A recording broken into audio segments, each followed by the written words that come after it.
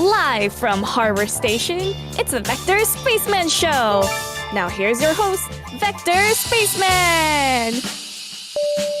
Right off the bat, look at that. Hello, Space Cadets. It's your old pal, Vector Spaceman. We're back at it again, of course, coming to you live once more, straight from Harbor Station, broadcasting on all frequencies to our beautiful planet Earth. Now, whether you're watching us live or maybe you're catching us after the show, don't you know, we're glad to have you on board. Thanks for helping us make outer space the place to be tonight, Tuesday, January 9th, 2024. You guys, welcome back. Welcome back, Space Cadets. And if you're just tuning in for the first time tonight, welcome aboard. Not just to our cadets, but of course to our certified space aces, Slimy McDooboo, right off the bat. Look at that. Thank you so much, Slimy. You know we love to have you here. I hope you've been having a wonderful start to your new year. Hope that your Christmas or holidays went well, that you had a nice New Year's, and that you're easing into a nice 2024. It's the Vector Spaceman Show, everyone, with your one and only Vector Spaceman Show host, me, Vector Spaceman. It's another artistically inclined stream tonight, yes, that's right, as we continue to try out new things and freshen our skills. Tonight we'll be making our way through a little Blender tutorial. Fun stuff, our first real attempt at using the software for anything other than little renders here and there. And step one towards our plans, our secret plans for stream domination to update the Spaceman model and Harbor Station into the third dimension. Now, if you missed the last show, we started 2024 off with our first trial of the new XP Pen tablet that we picked up over the holidays. Getting a feel for using a display tablet, which is a new experience for us. Doing the little doodles, and of course catching up with the Space Cadets. Thanks to everybody who tuned in for our first stream of the year. We always appreciate having folks to talk to while we're doing art streams, and I expect that we're going to have some more in the coming weeks. Now, of course, if you want to stay up to date with all of our broadcasts so that you never miss a show, then be sure to follow Vector Spaceman on Twitter, YouTube, and of course, right here on Twitch. All right, you guys. A cheeky little audio switch there. Slimy saying, I have. This is the year of Slimy. Yes, you gotta have that confidence to rock into 2024. Seize the year. Carpe annum, as it were, if we want to use some rudimentary Latin. Don't you mean X? Don't you mean... Don't we mean X? Don't we mean X? Please. No, it'll always be Twitter. It'll always be Twitter for us. Not only because I would have to relearn my whole intro spiel, but here's the thing. I kind of want to... I kind of feel like I've hitched my wagon, as it were, to the notion that someday it'll be Twitter again. Because it'll either be sold off again to more sensible parties, or just the realization will be had that it's more valuable as Twitter than as X. But I just don't see X being the last we've ever seen of Twitter. I think Twitter's going to be coming back because, well, I just have to hope that sense wins out in the end. That's what I think. I completed one of my yearly goals. Hey, nice. On day one of 2024, so I'm already winning. We love to hear it. What was the goal? What did you get done? Enterprising young slimies. Look at that. Woo art, yes. Tatones. Welcome into the show. We're going to be doing a little three-dimensional art tonight. We're trying our hand at Blender, the free 3D modeling, animation, and rendering software that continues to make inroads towards professional standards. You bought a car! Well, that is quite an accomplishment. Well done. Did you get something cool? Did you get a Tesla? Is that why you're bringing up the X stuff? Is it brand synergy? Is that why? Now, right below us, here's the thing. Way down below Harbor Station, where Spaceman is from, is a little country called Canada. And you can buy Teslas here in Canada and other electric vehicles. But the problem is they're not really designed for Canadian winters, specifically Canadian weather in general. But the winters, more specifically. We got all that salt on the road, rusts away at the undersides. You got the cold temperatures, wears down the battery charge. And then, of course, we just have long highways with very few, like, gas stations in between. We have Trans-Canada highways where you can go, 100 kilometers or so without seeing another station. And trying to, navigate like an electric fueling station, it's an issue of scale, which is why we haven't really adopted electric vehicles up here. Not that we're not inclined, not that we don't think it's an admirable idea, but there's one or two kinks that they got to work out first and foremost. You got a cube. Hey, nice. We might just make some cubes tonight. We'll see. Hey, Nep, how you doing? Will it blend with the Spaceman? That's right. We're going to be doing some blending tonight. For some reason, the last owner replaced the old tires with snow tires, so I'm prepared for randomly getting teleported to either Canada or Egypt. One or the other. That classic dichotomy. It's because we both love pyramids, that's why. But yes, that's right, Nep, we're going to be doing some blending tonight. I was just talking about, this isn't going to be like the very first time that I've used Blender, nor is it going to be the first time that I've ever used 3D design software. So in the past, I've used 3ds Max and Maya and ZBrush and some other software for different game mods and whatnot, but I've only ever used Blender for simple renderings of scenes, that sort of thing, with pre-made assets. I always found it to be sort of unintuitive compared to what I'm used to, or what I've been used to in the past. So a lot of unfamiliar panels and hotkeys and what have you. But we're going to try to surmount these learning hurdles tonight and try to use Blender more regularly going forward. So I thought, what better place to start than with some popular tutorials, very much like a Joy of Painting type experience, where I get to be your spacey Bob Ross, as it were. In fact, if you've got Blender installed on your own computer, and it is free after all, and if you've ever been interested in learning how to 3D, dimension yourself, how to model in those 3 whole dimensions, then you can follow along at home. We're going to be an educational program tonight, you guys. Look at us go. Wow. Speaking about stations, why are y'all's airport codes mostly start with Y? I'm not sure. There's probably some very technical and aeronautical term involved with that. But yeah, that's right, because Toronto is YYZ, and I think Vancouver is YYV? Something like that. Famous Rush song, by the way, YYZ. And if you've ever heard YYZ by Rush, it goes it's got that really rough guitar riff, and that's actually Morse code for YYZ. And in fact, little how you say, behind the scenes Easter egg, if you ever go back and watch the Vector Spaceman 2.0 special, where we first debuted this new model, the one that we're using right now, our latest model, and where we first started doing long-form animated content. And remember, you can find those over on the YouTube page. There we go. We actually have a scene where there's a distress call that goes out, and it cycles between SOS and YYZ, because those were the only 2 Morse code that I knew off the top of my head. Fun little details. And always a good reason to go back and watch some Spaceman. Now, the reason we're doing this tonight, the reason we're blending tonight, of course, is that we want to eventually spruce up the station here and the model with some new capabilities, including 3D models. And it's all got to start somewhere, so that's what we're doing tonight. And of course, as per usual, we'll be chit-chatting with the Space Cadets. That includes you, Nep, and you, Slimy, and you, Tatonez, and you, Dian Doggy, who I saw spamming emotes at the start of the show. And of course, all y'all who just like to keep Spaceman on in the background while you're chilling, or while you're getting ready for your own streams.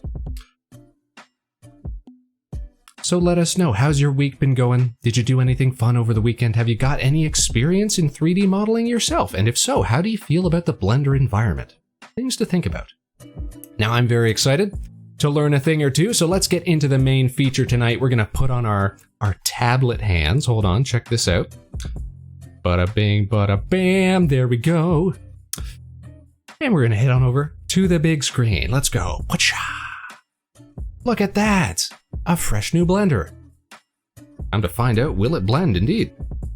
All right, so because we are doing these tutorials, we wanted to make sure that those who are so inclined might be able to follow along at home or see the process as it's going. So we've got a little watch along window here that we're gonna have going.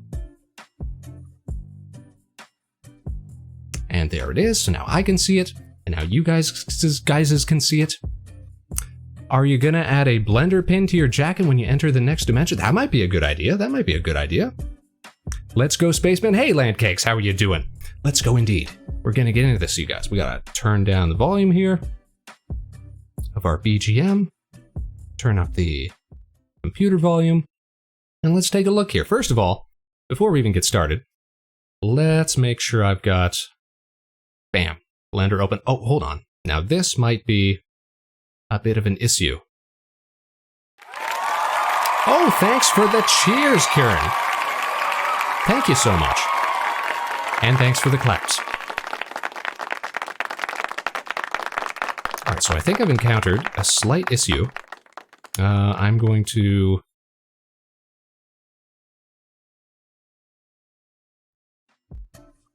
move the tutorial screen.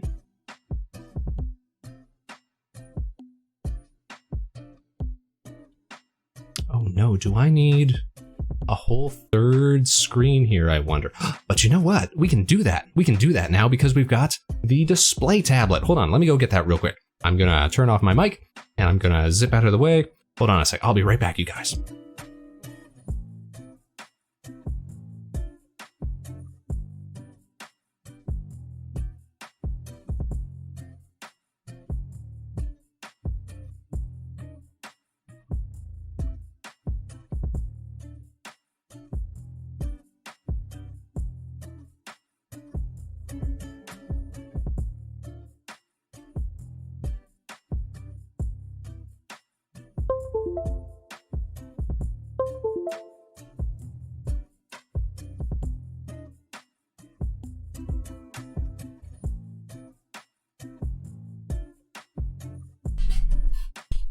I think it's working. I heard a doot-doo-ba-doo. Hello, Teeny. How are you doing? Bam. Look at that. We're back. Oh boy, we blend in. Rig. Big Rig up in here. He knows a thing or two about blending. Okay, so I'm leveraging all of the tech at our disposal here. We're going to move the tutorial window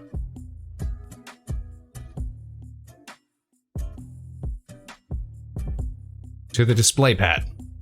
And that way, I can look at it. Ugh. And still technically, the window will be focused on it, while I'm also looking at the Blender. Just gotta make sure that I full screen this. There we go. And then we can pull up the watch along again. Again, I'm pretty sure, hold on. Bam, and now we can see everything. Okay, that's great. Now I can see stuff, and you guys can see stuff. We can all see stuff. Only problem is, I gotta keep this propped up somehow. Hold on. All right. Are we gonna move this over? The world only has so much desk space. That's the problem, you see. I've been thinking about getting Blender after my Maya sub has ended. Well, it is free. That seems to be its greatest selling feature.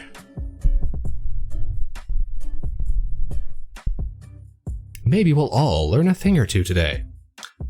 So first things first, we're gonna open up a new file. And look at that, they give you a little cube. Okay, before we start the tutorial, let's just get used to the environment here, the blending environment. So hotkey, okay, so that starts, spacebar starts the animation keyframes. We don't want that. Now we can select stuff. We can rotate, we can, okay, so that's pan. Oh, that is switching to our what do you call those? Are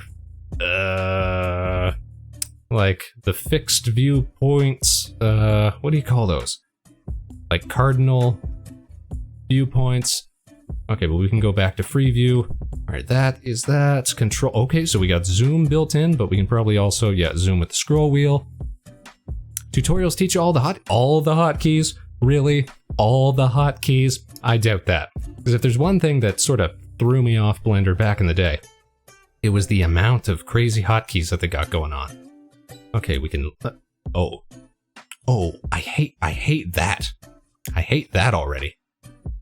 So we right-click to bring up, menus and what have you. But if your mouse goes outside the bounds of the pop-up just disappears. Why would you do that? What would possess you to do that? I mean, I guess it's got some tolerance, but anyways, that was weird. Lots of add-ons to improve the base experience. We love a little add-on. All right, you guys, we're going to take a look at this tutorial here. So once again, we're going to switch the audio. Let's learn a thing or two. Okay, where is my mouse? There we go. This is Blender. Open source 3D software that can be used to make animations, visual effects, game assets, or practically anything 3D. And best of all, it's 100% free and 100% free, you guys. If you've never used it before, but you want to learn it, well, then you're in the right place. This is a tutorial for complete beginners. Pause. Did you see what they just did there?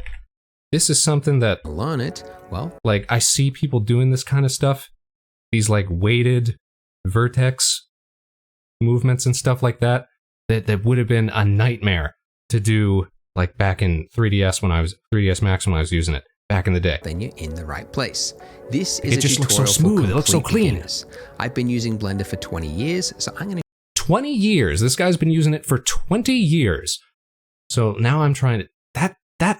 That sounds made up. 20 years? Blender's been out for 20 years? I'm trying to think.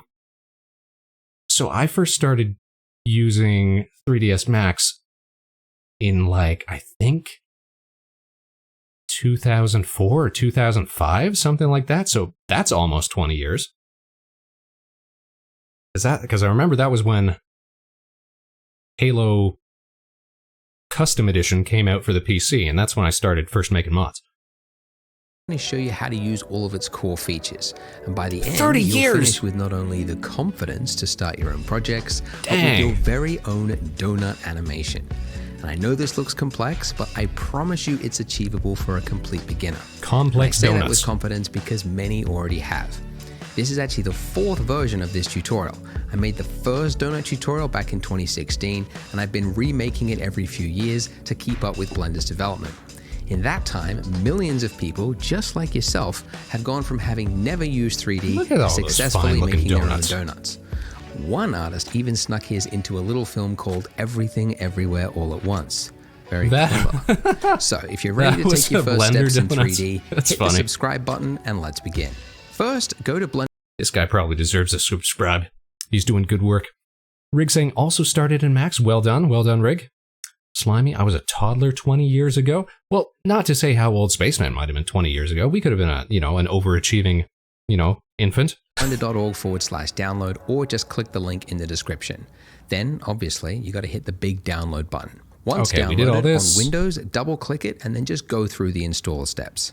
But if you're on Mac, just drag it into the applications folder. Off the splash screen to close it, and cut and open it. Then once it's open, just click anywhere off the splash screen to close it, and welcome to the wonderful world of 3D. The wonderful world of 3D. Do not get overwhelmed. If you go clicking around, you might find lots of buttons and I love to go some clicking of them around. What do you very mean? Scary names, and it can all get very overwhelming very quickly. The thing you need to know is Blender can do a lot of things, which means it has a lot of tools, but you don't need to know every tool in order to do what you want to do.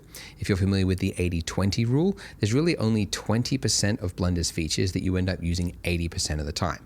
And that's what I'm planning to teach you in this tutorial series. So we're going to learn 80% of Blender tonight, tonight, you guys. We'll start making the donut in the next video. In this one, we're just going to look at the wait, interface. No, and I'm going to show you some of the basic navigation. So for starters, this view, this window right here, is your 3D viewport, and it's where you'll spend probably 90% of your time because it is the 3D world. So you can see that we have three objects love the 3D here. world. We've got a camera, so some of this stuff we can probably a lamp. skip through. And when we click on it, you can see it's We're selected familiar because with the it has concept. the yellow outline. Okay, so let's here we go. menu up here. Adding objects. Or by remembering the hotkey else. So we could do. So let's delete the default cube, of course, getting rid of our and cube, replace it with All right. something else. So We're we can gonna do learn that how to by add going up to primitives. the add menu up here, or by remembering the hotkey, which menu. is Shift A. Oh, so add. Shift A for add. So Shift usually the A. one you're looking for is look at that. underneath mesh. So these are called your primitives, and it's what you use to start something when you're looking to We can make an object. Like if you're icosahedron gonna make right a off the chair, bat. you might start Right with a off rip. cylinder as the chair leg and then build out from there. But the one I'm sure you're all very curious, you want to click it, it's the monkey. So let's just click the monkey. Meatball. Why does Blender have a monkey? Well, fun fact, every 3D Metaball. software has its own little RAM. I read that. It's got a create. We got meshes and what have you. I thought it says metaball. I thought it said meatball. I was very excited there. But what is a metaball? Hold on, let me make a ball. All right, but it's got some sort of how you say orbital plane around it. All right, meatball rig. Yeah, wouldn't it be better if we were making meatballs? That'll be for the inevitable. What do you call them? Like bump map tutorial. Make a sphere, add some rigidity business to it. Get your meatball made. Random complex object because it's useful to test things like shaders or complexities of scenes. So 3ds Max has the Utah teapot, Houdini has the toy, and I think You Pig's just head. make a monkey. Look at Blender that. has the monkey. Whoops. And it's actually called the Suzanne monkey head, which you can see in the top left there, named after the orangutan Suzanne. from the film Jay and Silent Bob Strikes Back. Random piece of trivia. So let's get a better That's look good at it. trivia And to right that, we there. need That's to good orbit, trivia. which you can do by on your mouse there, your scroll wheel. That is called your middle mouse button. If you push that in and then drag around, that is now orbiting. Now, for my laptop users, you've just panicked because you Blender realize does you have don't have a sculpting mouse. tool. How Oh, well, are you going I'm sure to it orbit does. around? First of all, probably a good idea to get a mouse for 3D work. It will come in handy. But Get a in mouse, pinch, you guys. can get by without it just by First up thing you here need in the is a top mouse. right-hand corner, this little gray circle, anywhere in the gray section. If you just left-click, drag on that will do the exact same thing. You don't even need a Or if you middle want, you can mouse go button. to Look at Edit this. Preferences, and then underneath Input, there's Emulate 3-button mouse, and that means that if you hold down Alt and then left-click drag, that will do the exact same thing. Also, whilst you are in does my user Alt do? preferences, you might want to go to interface and you've got resolution scale. If you're on a 4K monitor, you might find that your menus and buttons are really small and you kind of have to like Doesn't squint in Blender to see also it. have a game engine built in? Rig says no. I was about to say no as well. I was pretty sure they took that out a little whiles back. Not since 2.8, and we are presently on 4.0. We're on the latest version. I did have 3.6 installed earlier today, but I thought it's a new tutorial series. Let's get the latest build of Blender so that we're all caught up. Hey, Karen. What the heck? I look away for 2 minutes, now you made a monkey head. Yes. And I named it Suzanne after the monkey from Jay and Silent Bob Strike Back, the film. That's good trivia for you, isn't it?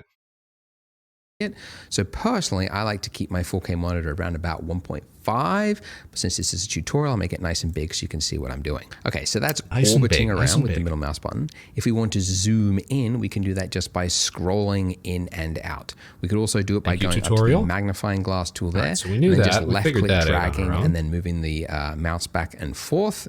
Okay, so one thing you might notice looking at this is that it's not very pretty, right? It's just kind of got this flat, bland, gray lighting over everything. And that's no because this smoothing state groups right or now anything. is called viewport shading. And it's kind of a lightweight, optimized way to view the scene just as you're building it. Oh, But if I you do. want to I do create know a little bit final about this pretty because image, I have done some rendering in Blender before, so I know we've got like our different viewport options like wireframe and flat and textured and what have you, and super duper textured. Yeah, like all this stuff along the top though, sculpting, UV editing, I don't tend to mess with it all that much. Might as well go for 4.0, have fun with the new rendering profiles and geonodes. Fun. I'm stuck at 3.6 because 4.0 changed the way armature rigs work. Nah, and it broke stuff with work. Use 4.0. Well, why would they go and do that, man? Actually, that might actually mess with some of the stuff that I was using Blender for in the first place, because I was basically using it to like pose models for like composite renders and things like that. Take a little drink. All right, let's keep going with this tutorial. See what else we can learn. Question for you guys who are viewing this as I view this. Do you mind the size of the little tutorial window that we got going down there? If you guys want it a little bigger, I can make it a little bigger as well. I can move some things around. You just let me know. If it's hard to see what I'm seeing, you just let me know. All right, back to tutorials. That's called rendering. And you can actually switch into rendered mode by going up here into the top right-hand corner. You can see we're currently in the viewport shading mode. If we go 2 across, you should see rendered view mode. So if we click that, your computer might stall for a quick second whilst it loads it in, but you can see it's now different. We have directional light. We have shadow cast across the monkey. So it's now currently being lit by this lamp up here.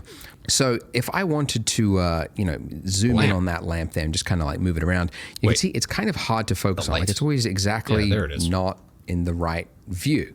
And that's because we are centered on our monkey right now. We need to change the focus. We need to pan to something else. So we could do that one of 2 ways. One, if you're on a laptop, you could use the little move tool there. That will do that. Or everyone else, shift middle mouse click, drag. Yeah, we know how to do that. The same thing. So that's pretty middle intuitive. mouse is for orbiting. Shift middle mouse is for pan to change your view to something else. I want to do that. Okay, so I want to move my light because it's too moody. I want to be able to see the monkey's face there.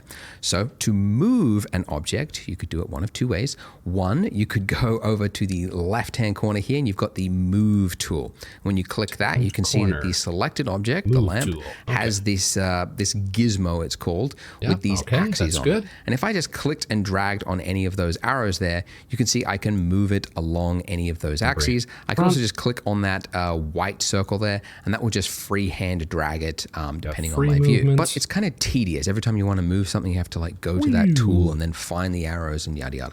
So actually most people in Blender prefer to use the hotkeys. So we just keep it in the default selection state. We're learning spells. And instead, remember the hotkey, which is G for grab. G. Now I just tapped the key. And you'll notice as I move my cursor that it's now attached to my cursor. It's not, my cursor isn't even actually close to it.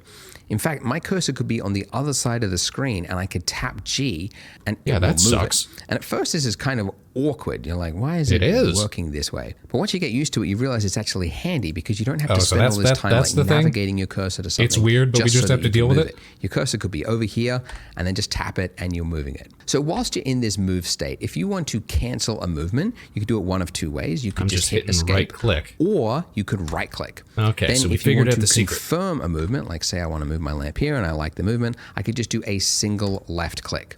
So again, if I want to cancel something, just right click. Or I want to confirm the movement, left click. We can do enter. But let's say I wanted to move it along an axis, like I like these arrows here and I want to be able to move it on just a specific axis. Well, I can do that whilst I'm in that grab state as well. So after I've hit the G key to grab it, I can then tap the letter of the axes that I want to move it on. So if you don't know, in the real world and in the 3D software, there are 3 axes because there's 3 dimensions. There's the X axis, which I can move it by hitting the X key, the Y axis to move it back and forth along the Y axis with the Y key, or the Z axis to move it up and down what is happening on the Z when I'm hitting axis. It double here? So you can remember those letters, the X, Y, and Z, or the method that I actually prefer to use is while... You hold on, tutorial. Maybe Rig can explain this here. It's weird, but we just have to deal with it. 3D software, true. All right. I mean, but couldn't we, like, hit G and then Like, we've already got built-in stuff for shift and control. We couldn't, like, do alt or something and have it, like, snap to the nearest axis. I mean, I guess that's hard to do in 3 dimensions. Sure. Man. Alright, but Rig, maybe you can explain this to us if you're still around. We go to move something here. We hit the x-axis. Alright, that makes sense. That's our x-axis. We tap X again, and it's at some funky angle. Is this like some... what's the term for it? Like normalized, angle? Oh, and what is going on here? Oh! Oh, shut up! Okay. I hate that a little less. Check it out. So we can actually press the middle mouse button, and it gives us the ability to select an axis. Okay. See, that's the kind of functionality that I'm looking for here. That's what I like to see. But I still don't really get what's going on when I toggle X and then X again. Like, we've got this bizarre, like, what is that even? It's not 45 degrees. Is that like a 30-degree angle or something? What is going on there? It's offsetting a little bit. And it seems like it's always based on its initial position. Local X. Okay, so we've got a global X, and we've got a local X, and what's the local X based on? My camera viewpoint, then? Whoop, nope, don't want to do that. Want to do that, then that. Then... yeah. Yeah. Yeah. Yeah. Yeah, that's what I just figured out by reading the things that it was showing me on the screen. So, local X. But what's determining my local X? Probably the cursor angle. The cursor angle? What does that even mean? The cursor angle. My cursor just goes all over the screen.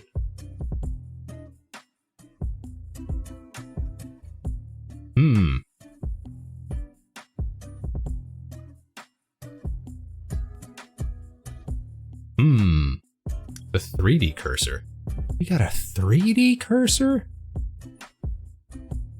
Maybe they'll teach us about that. Alright, that's sort of a question figured out, and we found some new functionality. If you tap N, you should see some info boxes. Oh, look at that! We've got, actually that's over on the right-hand side here, behind my head, too. We got our transform values, rotation values.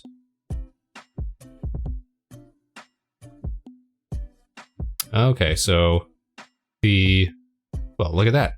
Right above 30%, 30 degrees was the rotation of the, so that's the rotation of the thing that we're holding. It would probably make more sense if I was moving around the monkey, because now those are the exact same. But if we were to rotate the monkey, say 45 degrees,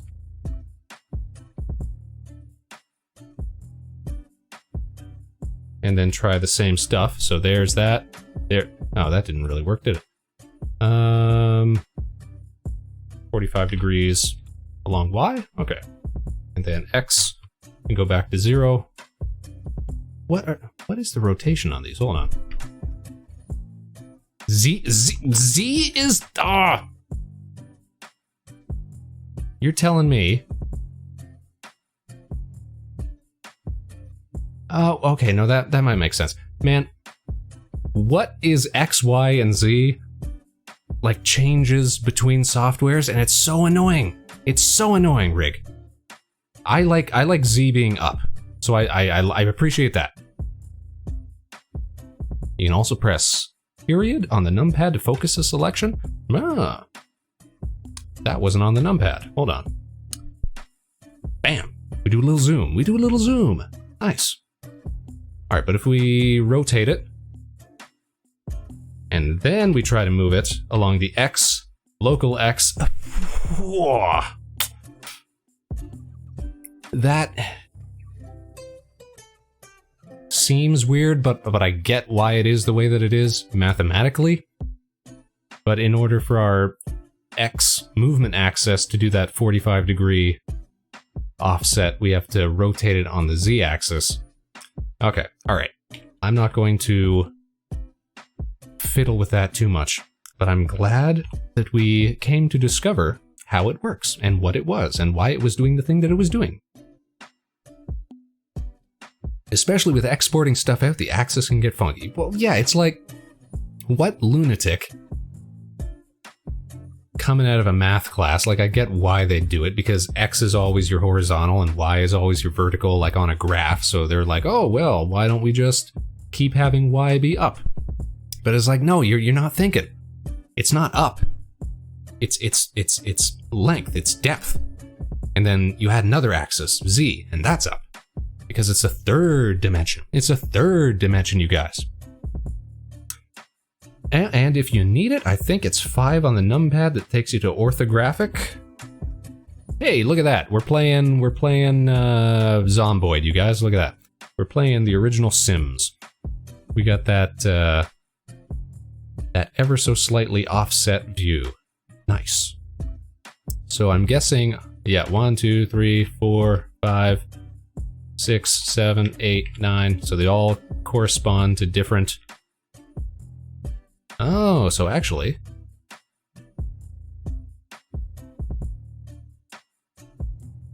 I think we need to, now I am, hold on. Whew, okay. I figured out what the problem was, but that's cool that the numpads let you do, like, snap rotations. And then, yeah, you go between orthographic and isometric. Look at us learning stuff, you guys. Are you guys learning stuff at home? I know I am. We've got Big Rig Blender expert over here teaching us how to move the camera around in ways we never thought possible.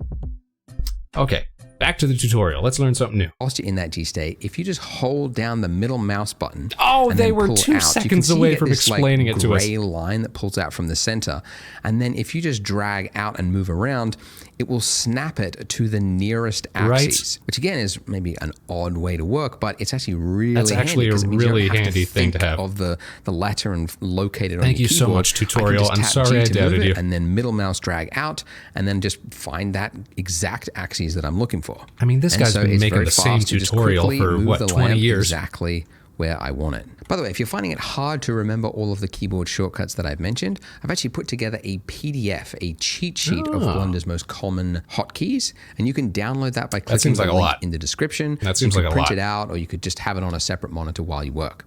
Also, if you are from another 3D software package, you might notice that Blender's hotkeys are different than what you are used to. So you should actually go to preferences, just for those people that are from other softwares. If you change the key map to industry compatible, you'll find that these shortcuts are probably more in line with what you remember from other software. I'll also put a link to a cheat sheet that is just for the industry compatible key maps that somebody else put together. I've got nothing to do with it, but I'll put that link there so you can check it out as well. Wisdom. For the rest of this tutorial series, I'm going to use Blender your own workflow. Just keep that in mind. Now let's say, as I am moving around here, I'm like, oh, this looks really good. I've got some nice Rembrandt lighting across the monkey's face. I want to take a photo. Well, I that's want to take a bit a nice, much, but all right. pretty image of this and post it on socials for clout, right? Well, I could take a screenshot of it, but that would be silly because it's got all these lines all over. It's all noisy, right? We don't like it. The way you take a photo, a pretty image in Blender, is to do a render.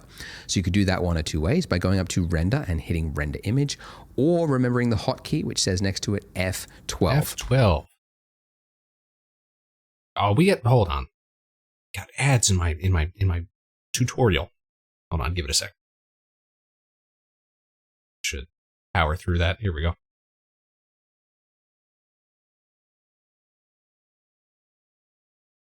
So when you do that, a little window will pop up. It will use your CPU or GPU, depending on which renderer you've got active. And it will render out a pretty image.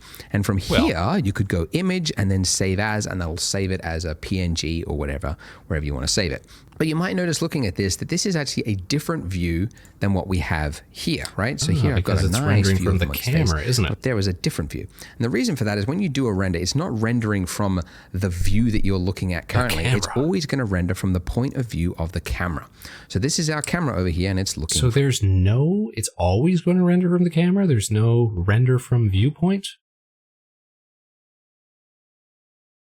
That seems odd that they wouldn't be able to simulate a camera just on the fly. From this angle. And we can actually look through the camera by just clicking the little camera icon there. Monkey, that's right, or dog. by remembering the hotkey, which is number pad 0. This is Blender. Open source 3D software that can be used to make animations. I was focused on the video and I hit 0 and it took us back to the start. Hold on. Render mode. Panning. Moving objects, yes, cheat sheet, making a render, moving the camera. Okay, here, this is where we were. If you want to save it. But you might notice looking at this that this is actually what they're looking at currently. It's always or by remembering the hotkey, which is number pad 0.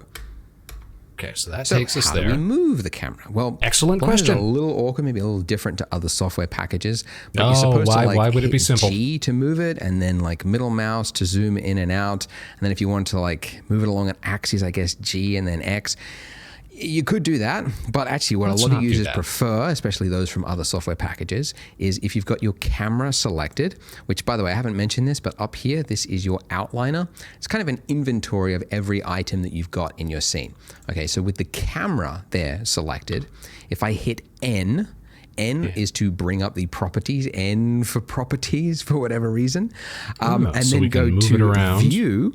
There's a like little box there that just says lock to camera to view. So now with that active, if I just use the same keyboard shortcuts as before.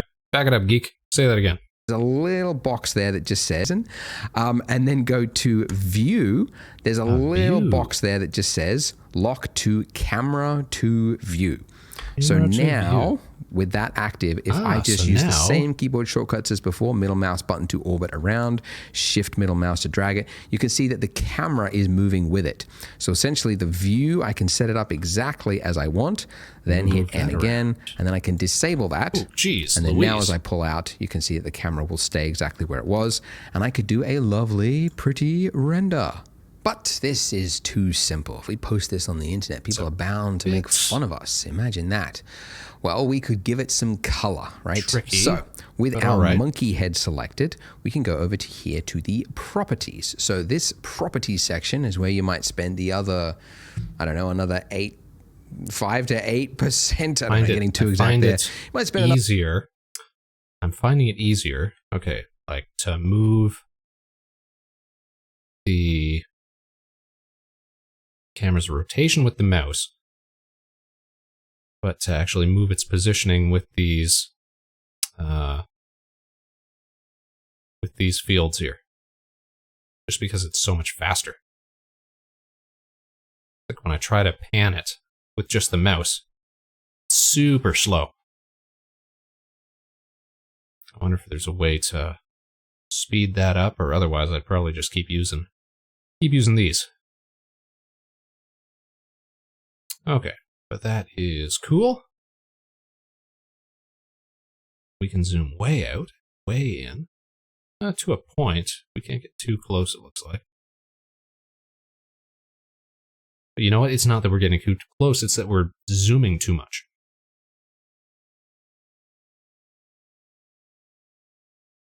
Okay. I think we're kind of getting the hang of it here. If I zoom all the way... No, we can't do that. Well, then what is actually happening here? The location of the camera is moving when we zoom. I thought the reason that we can't zoom in too much is because it's like the lens of the camera, but maybe I'm wrong. I'll do some fiddling with that as I learn, as I get used to more and more stuff. Okay, as you were, video. Another 5% of your time in this section, but it's where all of the properties for things are in Blender. So for example, you've got like the render properties, like the size of the image that you're saving something as is defined there. And some of these properties will stay here no matter what is selected, but others are selection dependent.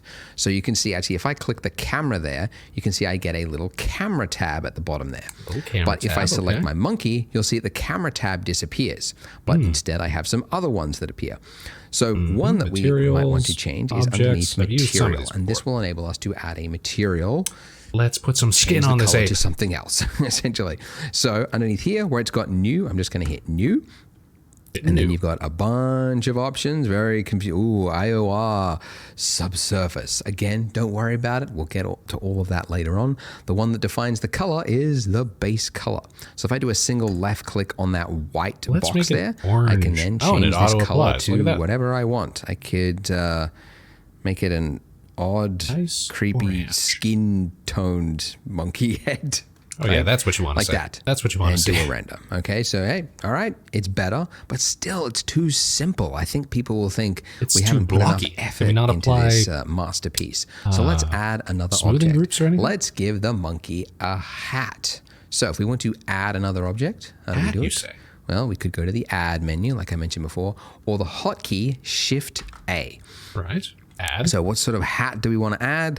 We could do a boxy hat. Let's do a party hat with a cone. What kind of hat are we going to do, you guys? Once we've added that object, you can see it's just plopped it straight in the center, intersecting. Mess around with primitives. Hold on. Video tutorial guy. Let's set the camera here or so. Let's X out of that. All right, now we got a better view here. Let's make a dashing top hat for this fellow. And in order to do that, we'll add some primitives. We'll just add do we have it? Okay, we got cylinders. And I mess with the property of the cylinder. Scale along the, Z-axis. There we go. Make the rim. Move this up. Like the Abe Lincoln of apes. Ape Lincoln! How do you like that? Scale. How do we scale? Rotate, scale. Okay. Bring it out a bit. Add another... how you say cylinder?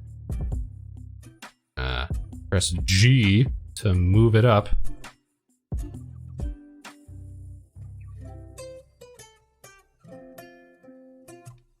That should work, right? And then we'll scale it a bit.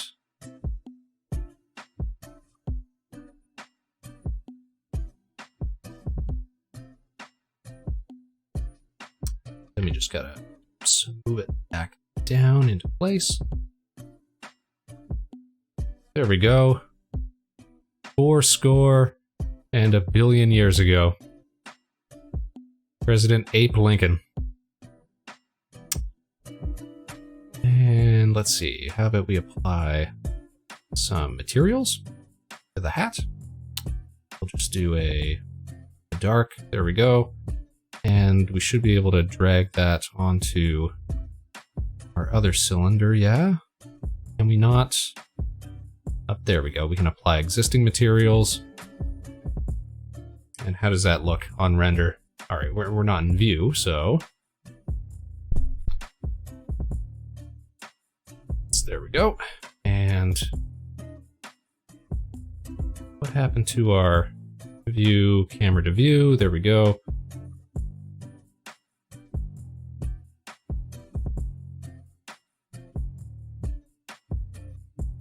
There we go. That's a nice looking ape. We'll be making NFTs in no time, you guys. There we go. Selectively zoom as well. Okay, we got everything in frame there.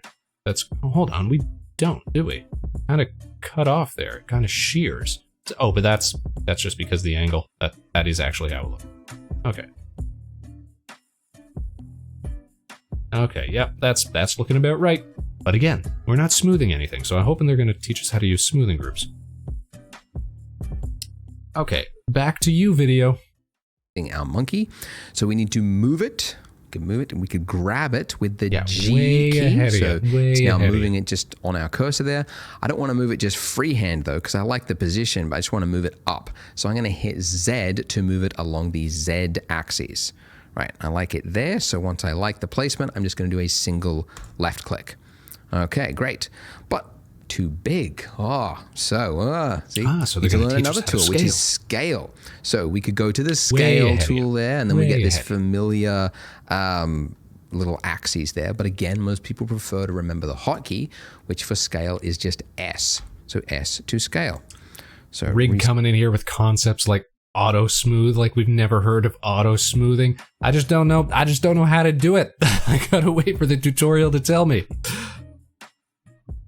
Under right click. That. Okay, that's pretty good. Let's move it down again. So G and shade Z. smooth. Okay. Shade flat, shade all right, auto smooth. But yeah, let's say we want to make it a little taller. Okay, so we could scale it along just the Z axis. So S and then Z. Whoops. Probably got to Z. select There we go. And it's now making it a tall party hat. Scale it down. There we go. Ooh, look at that. Be a very bland party if it's gray though. So let's give it a material, an exciting color, a vibrant look at that. Nice aqua smooth ape color. Why not? Give that a render by hitting F12. Okay. Camera is in the wrong position. So let's go to camera view mode with number pad 0. I'm going to select my camera. Polygon-based rather than dabbling with that little thing I had before. I'm going to hit G and then middle mouse. Just tap it once. As I said, it's a little awkward. Blender's the way it handles with the camera. But anyway, just move that out and then I got to rotate it. All right. So I'm going to rotate. So with the camera selected, tap You go ahead and you rotate middle mouse, and it's now kind of like freehand rotating around. So I'll just move it up slightly. There we go. Okay. Gotta fly off to Yarnham. This is just a fool around session. To collect infected blood. Try not to get any of that infected blood on yourself, Rig. But I'm just trying to find ways to throw in these like fundamental tools for you. Good luck and Godspeed. Right? Thank you so much, Rig. Have a great rest of your evening. Take care. Thanks for all the tips. Currently, he's off. Maybe someday we'll be as cool as Rig when it comes to blending. So you could enable the rotate tool, right? The familiar axes there. You could click and rotate it around like that. Again, most people prefer to remember the hotkey, which is R to rotate, right? So it's now just freehand rotating on my cursor. And contemporaries. Remember the axes, as I mentioned before, can be used for any mode. So the X axis will rotate it back and forth. The Y axis, tilt it, or Z. There we go, to turn it towards the camera. Just a little bit, right? And there you go, F12. And we've done it. Let's save it. Let's upload it to ArtStation. The rotate. And then just wait for the recruiters, essentially. All right. I missed what he just said about the rotate and its hotkeys, so hold on.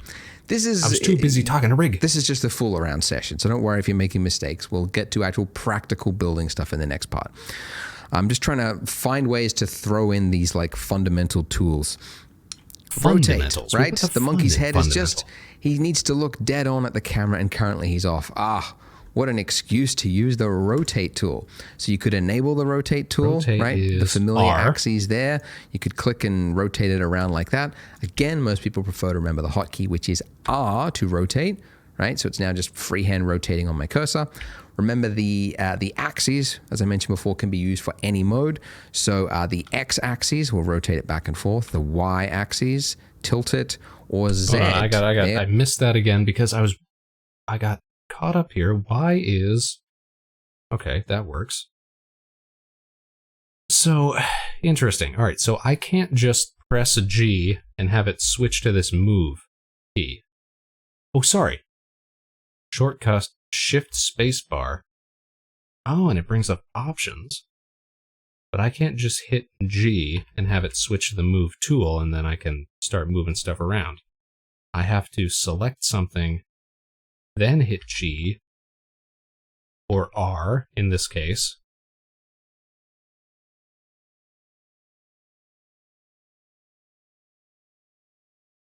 Okay. Learning stuff here. Why would that be? E for transform, but I can't just hit T and have it go to transform because it's actually doing something else. It's moving these tools out of the way. That shortcut only works when you're selecting something. And even then it doesn't really work, because what's going on here? Transform. Shortcut is T, but T is also moving these tools out of the way. I think we have conflicting hotkeys.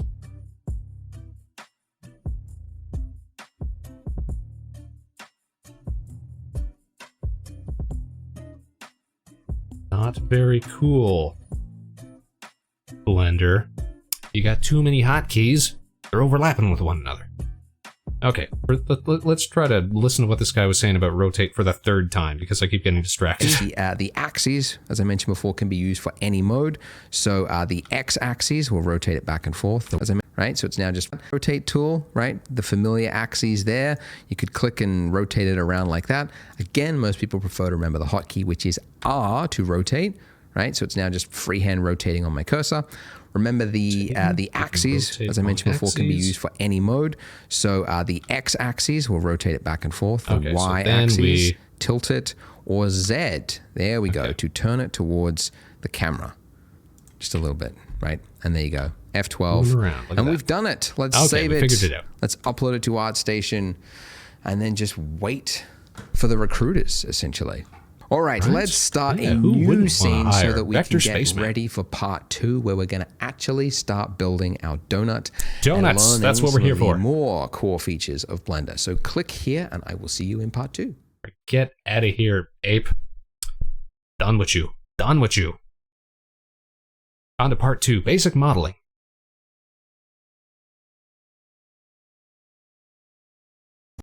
Oh, I thought this was full screen the whole time, too. Make that a little bigger. Now we know how Blender functions, let's start building that donut. So, as before, let's, well, first of all, just to repeat, make sure you are working with a new scene. Brand Completely new scene. Don't want any remaining monkey heads lying around. Let's begin fresh slate, and let's delete our default cube just with the delete key, and let's replace it with a new object. You might remember the hotkey for that is Shift A. And as I mentioned before, let's make a meatball. You usually want what is underneath mesh because these are your primitives. So we want to start with something that most resembles what it is we're building. I want to learn how to use a house. You might start with a cube. If it was a vase, you might start with a cylinder. In our case, we want the donut-shaped one. Although mathematicians call it a torus. We're making a ring world, you guys. Let's add that. Now, if I zoom in by scrolling up, we can see we have something resembling a donut. Looks like a pretty weak-looking donut, you know, very flimsy. Pretty weak like donut, if you ask me. The donut before it's cooked, when they just drop it into the vat, and it's just this little wispy thing. So immediately after you do some actions in Blender, you have options to change it. And the options are hidden down here in the bottom left-hand corner. You see a little box. And if you click that box, you see options. And look, we can change the dimensions of our torus.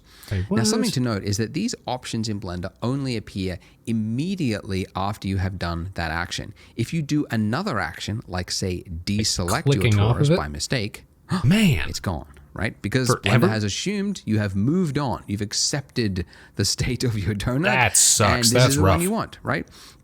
Now, if you haven't done anything drastic or changed this object in some severe way, you can temporarily bring it back by hitting F9. I never actually remember that hotkey. I just remember that immediately after I have added an object, if I want to tweak it, now's my chance before I move on to something else. Okay. So we could change, you know, the size of it here. We can also change the resolution. I'll use the term resolution loosely, to make it higher or lower fidelity. That's one fat donut. And a mistake that a lot of beginners make, and I say this because this was the exact mistake I made way back in 2003 when I started learning Blender, pretty good is they go, size, well, I need a realistic looking donut, so I guess I need to go really. Oh yeah, we got to be super duper smooth. Look at that. I remember we slow everything down. One of my first projects was for a high school film project. Let's go I wanted to have a wireframe close on up that. of a face. Look at that. Didn't realize faces were going to be difficult. Look but I at went all really those vertices. high poly, and then it was just an absolute nightmare. All to them work with. polygons. So the problem, the reason you don't want this is that for starters, things that are high poly are very slow to render, and they're very hard to work with if you want to tweak the shape of it. But also, as you learn and you grow with 3D, you'll discover that it is a lot easier to add resolution to something later on, but it is very difficult to take it away if you've already built it into it and you don't need it. So smooth everything long way over. to say, what we actually want is to have as few polys, these are called polys, as you can get away with. So I'm going to go with 32 major and 12 minor. 32 don't by worry 12? that it looks What a did I little say? jagged 24 because we'll by fix that in 24? a moment. Now, the major and minor, this is really I'm up gonna to go you. 24 by but 16. I find that something that looks kind of chunky, like a fat donut, just fat looks really donuts. delicious. So I'm going with something around about this size. Okay? And once I'm happy with this, once I'm ready to click off, I click off, the options are gone, and this is it. This is the donut that I am now working with. So how do we make this look higher resolution, less jagged? Well, one way is to use smooth shading. So if you right-click with your object selected, go to Shade Smooth. And look at that. This is immediately better. Without getting too technical, this is kind of a fakery. It's sort of like the shader is telling the renderer that this is a really high poly dense mesh when it really isn't. It's just basically kind of like averaging out faces, and anyway, it's very technical, but basically means it's not going to add anything to your render time, but it's going to look smoother. And so this is generally what you want for something that is smooth and organic looking, like we want. If you were rendering like architectural or like hard surfaces, like later on we're going to put this on a counter, then the object would obviously want to be flat. But in our case, we're just going to use Shade Smooth. But you might notice that looking at this, especially if you go side on, that you've got this sort of jagged shape around here, right? So the silhouette is really breaking that illusion that this is a high poly or a smooth looking donut. But thankfully, rather than adding all of that complex density into the mesh itself and then making it hard to remove later on, there is another way through modifiers. So if we go over here to our properties, make some sort of confusing, lots of enclosure for properties, click on the wrench, and this is the section called modifiers. And this is one of those object-dependent things. So if you've got your camera selected, you won't see it. So it's only when you've got actual meshes that you might see this modifier here. So it's much easier to explain if we just add one. That's pretty familiar. Up here, add modifier, and you got a range of options here that can do a whole number of things. The one that we're looking for is underneath generate, let me guess. and it is called subdivision surface. And it is a really common modifier that you use all the time. In fact, it's so common, it's actually, you can just immediately add it to any object just by hitting Control 1. But don't do that because we've already got it, so there. Now, some of you might have just discovered that your donut has disappeared. If that is the case, you need to go to Edit, Preferences, and then underneath Viewport, where it's got Subdivision at the very bottom, Disable GPU Subdivision. That will then make the subdivision perform on your CPU instead of your GPU, which is maybe non-existent or not performing whatever.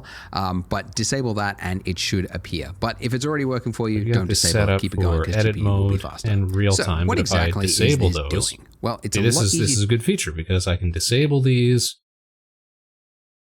when I'm actually working on it, but have them show up in the render. So it looks nice and smooth in the render, but I don't have it, slowing down the old space computer while I'm working on it. To explain, if we look at the shade flat mode, because we're not being tricked by the smooth shading there, if I set this levels viewport to 0, this is our original mesh. This is before we add the subsurface, essentially.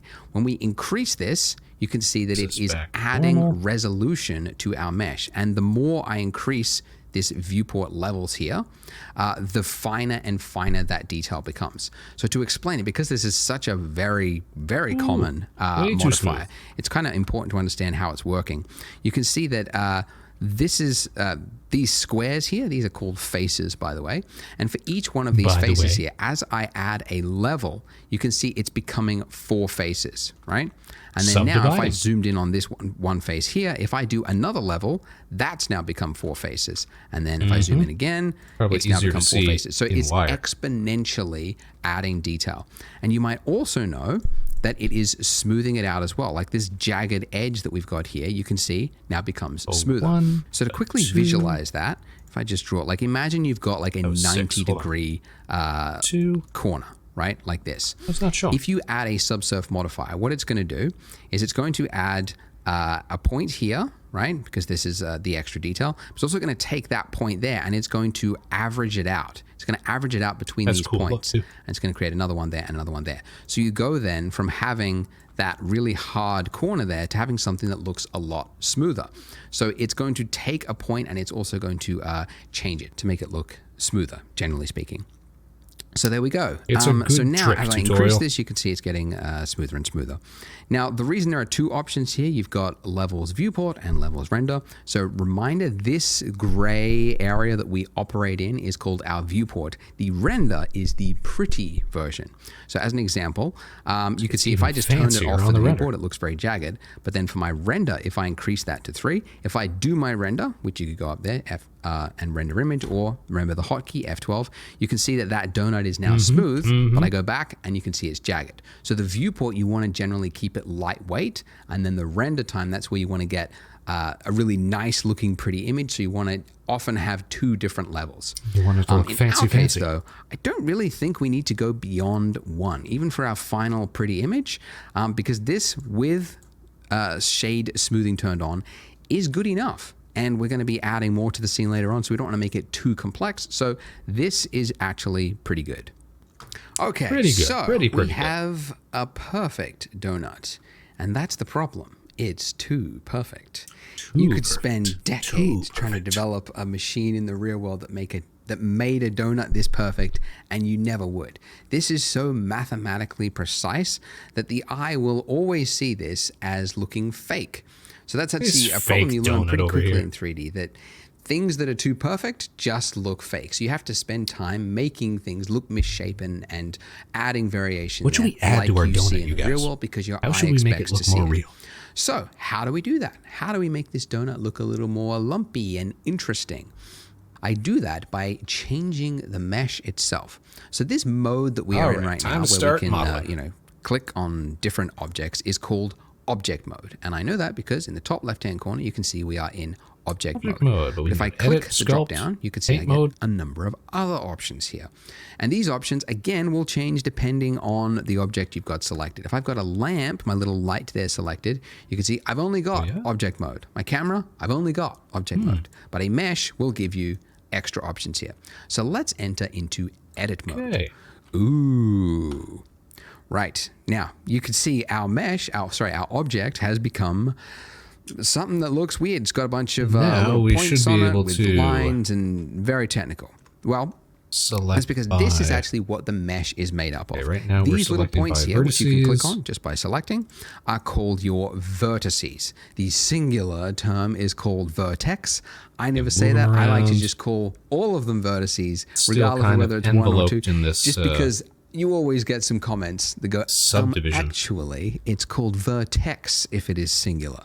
Anyway, so these are called your vertices. And if you have 2 of them joined by a line, that is called an edge. And if you have 4 of them forming a face, then it's called a face.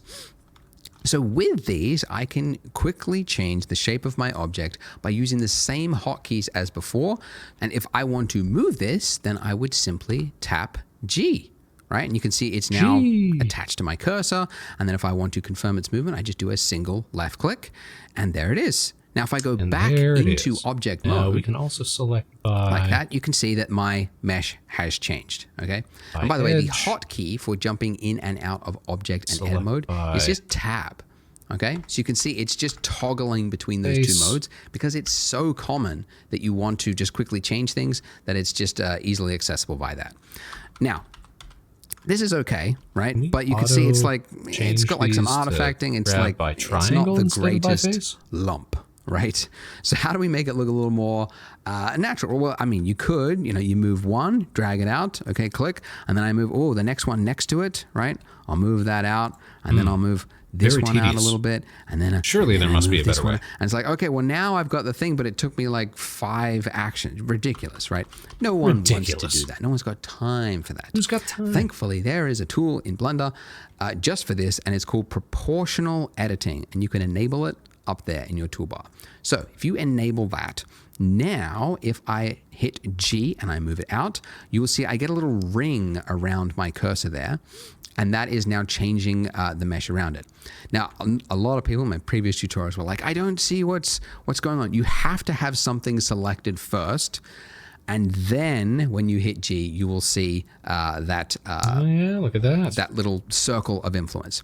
Okay, now this circle of influence, if I scroll up, you can see it's shrinking its circle of influence. And if I scroll down, it is expanding its influence. Cool. So it's only going to affect what is in that that ring there, okay?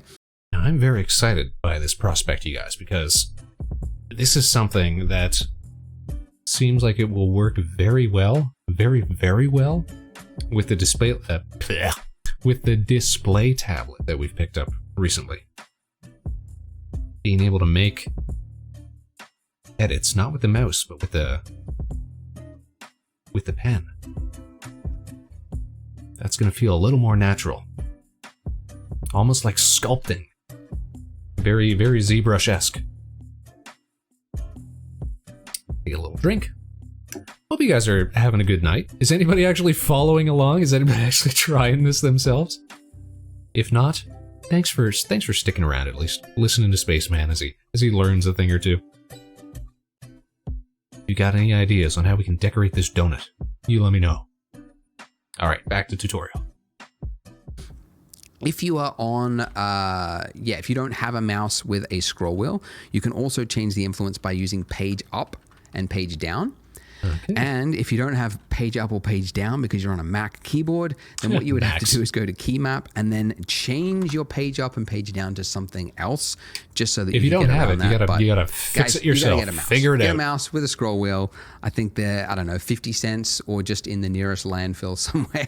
Get a mouse because it's going to make your life in 3D a lot easier. Okay, so with this, I can now make quick work of lumpy shapes. Okay, so I just drag that out. Let's make some lumps, yeah. Lumpy shape there. Maybe I go down here and I pull this up just by hitting G, moving it up. Okay, so already this is looking a little more natural, right? Because even if we were making a stylized world for a Pixar movie or something like that, you can't have just a spherical looking donut. Sorry, round looking circular donut, because it just, your eye will see it as fake. So very quickly, I'm able to add a little bit of variation to the donut. Add a little gravity to it here. Just all around it, just a little bit over here.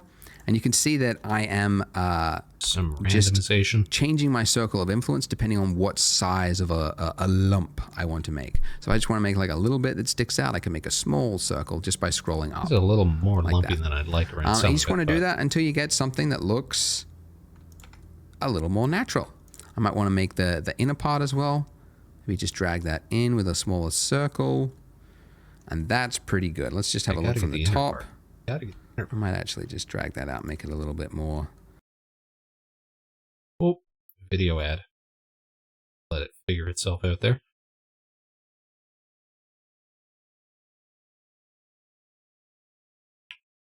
How's that look? It's still kind of lumpy around here. Oh man, you know what I just realized? You guys can't see the render. There you go. That's pretty good for a donut. It's still kind of simple. It's not too detailed, but it's got just enough variation in it that it's more interesting to look at. Tutorial. Let me fix that real quick. I think what we can do. Let's see here. If I swap out the window screen for the display capture screen. Yeah, that should work. That's basically the same thing, but now you should be able to see the renders that I make as well. There we go.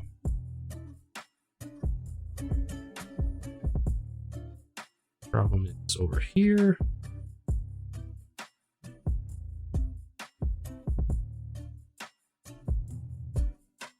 That's better. I like that. All right, tutorial, take it away. Oh, one more thing. Forgot to mention. One more thing. Go back into edit mode with tab. Donuts, when they're sitting in the little vat thing, right? They're only like half submerged, so then they have to be flipped. But it means that the bit that's nearest to the surface is getting less heat. So essentially, what I'm saying is the bit that's around the donut, the circumference of it, is usually a little bit flatter. So donuts aren't like perfectly round all the way around. They're usually a little bit flatter. So what I want to do is I want to select these vertices along here, and then I want to shrink them. Now I could go around one by one like this, which is actually what I used to do when I was learning Blender pre-YouTube days, and there was no tutorials. What I would do this if I wanted to select this. Silly, because there's a function, a tool for that, and it is edge select. So if you hold down Alt on your keyboard and then do a single left click on not the points, but on the edge, right, this little line here, you can see it's selected all the way around. So it's anything that's connected along that line is now selected. For non-standard if I want to shrink this, right? Or I guess that's a weird thing to say. Does it work for non-primitives? I guess is what I should say. Does it work for abstract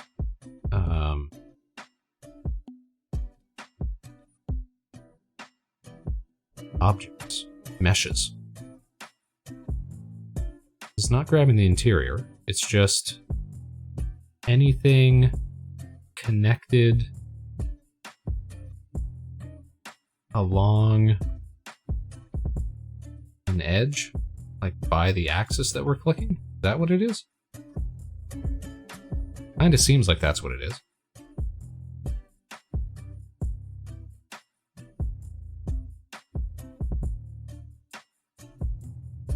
Alright, I'll let it slide for now. Maybe we'll learn more as we go.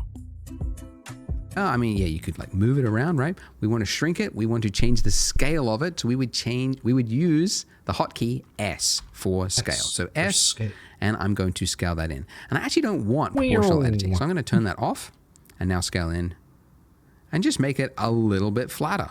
And there you go. See, it just feels a little bit more natural, doesn't it? It looks a little bit closer to what a donut looks like. And by the way, don't worry if yours doesn't look exactly like this, like your lump is a little bit off. Like some people get a little bit too precious with the tutorial. Like, I got to match exactly everything I do. Like I'm just working on the fly as well. So just make what you think looks good. Maybe you think this is not misshapen enough and you want to add more, go for it, because it might actually turn out better than what mine is. Now, before we move to the next part, pretty good donut. How to save. Blender, very, very easy. You just go save as, and you just get one file. It's called .blend. Very literal file extension. Really pushing the limits of what a file extension can be. That's almost a word, Blender. Anyway, .blend, and that's it. And then next time you open it up, it's exactly like it. It's not like ZBrush where you got like 4 or 5 different ways to save a project or an object or a tool or a... Hate ZBrush. Okay, that's how you save. Now, also, finally, I would say, if you need help, because I know if you're stuck and then you leave a YouTube comment, you might not get a reply. If you want immediate help, I've got a Discord. So I'll put the link below. So there's like his links. A little channel in there where you can just ask for specific donut help. So if you're having issues, feel free to jump into that. That's the end of this one. And also, guys, don't beat yourself. The next. We're going to make some more complex meshes, it looks like.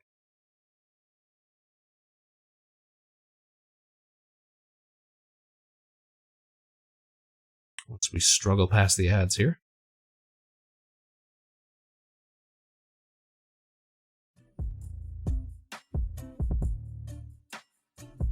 I'm gonna put some frosting on this thing. Did you guys know that Blender 4.0 had a change that makes it more realistic by default?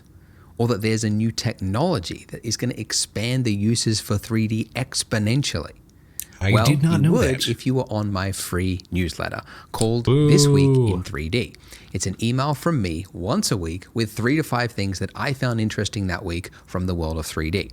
So sometimes I share a new tool that I found, a remarkable tutorial, man. We're just here to learn how to make donuts. Blender feature, a news story that affects the industry. So click the link in the description, enter your email address, and then you will stay up to date on the world of 3D. It's always free and it's always written by me. Now, on to the tutorial. Welcome back to the Donut Show, where we make sad little donuts that we cannot eat. This is where we finished up at the end of part 1. We've got our nice looking donut, and now we're going to make that icing, which looks complex, but is actually fairly simple. Now, as I mentioned before, if you want to add an object, you go Shift-A, right? And then you start with something that resembles what you're trying to create. But we already have something that resembles the exact shape we want to create. It's the donut, because we want the icing around the donut. So let's just reuse this information. So we can do that by duplicating the object. And if you don't know the hotkey for it, you could just go Object, and then you'd find it here where it says Shift-D. So Shift-D. We go. Now, when you hit that, you are in a placement state, essentially. Like it's duplicated, and it's now saying, where do you want to place it? Now, in our case, and actually often, you don't actually want to change its placement. You want to duplicate it exactly where it was. So you can cancel the movement by hitting Escape or right-clicking. Now, when you do that, it looks like it's canceled the duplication, but you can see in your outliner, it has duplicated it. You've got 2 objects, but it's just in the exact same place, which is what we want. Extrude this a little bit. So first things first, we need to name them, or else we could get very confused very easily. So you can name an object by just double-clicking it in the outliner, and then just typing in the object. The other way you can name something, I'll just show you the second way. If you select the torus 0.001, that's your icing object. Can I not organize the placement? FL. It's alphabetical? Can I not have it be alphabetical? Wouldn't that be awesome? Wouldn't that be amazing if I could just arrange things in these scene collections whichever way I wanted? Wouldn't that be so easy and natural? Oh, there it is, sort alphabetically. Okay, so now I can put it wherever I want, yeah? Yeah? Yeah, no. Alright,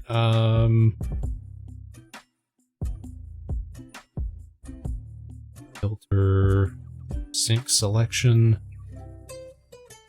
load column. And I just want to put my frosting above the torus.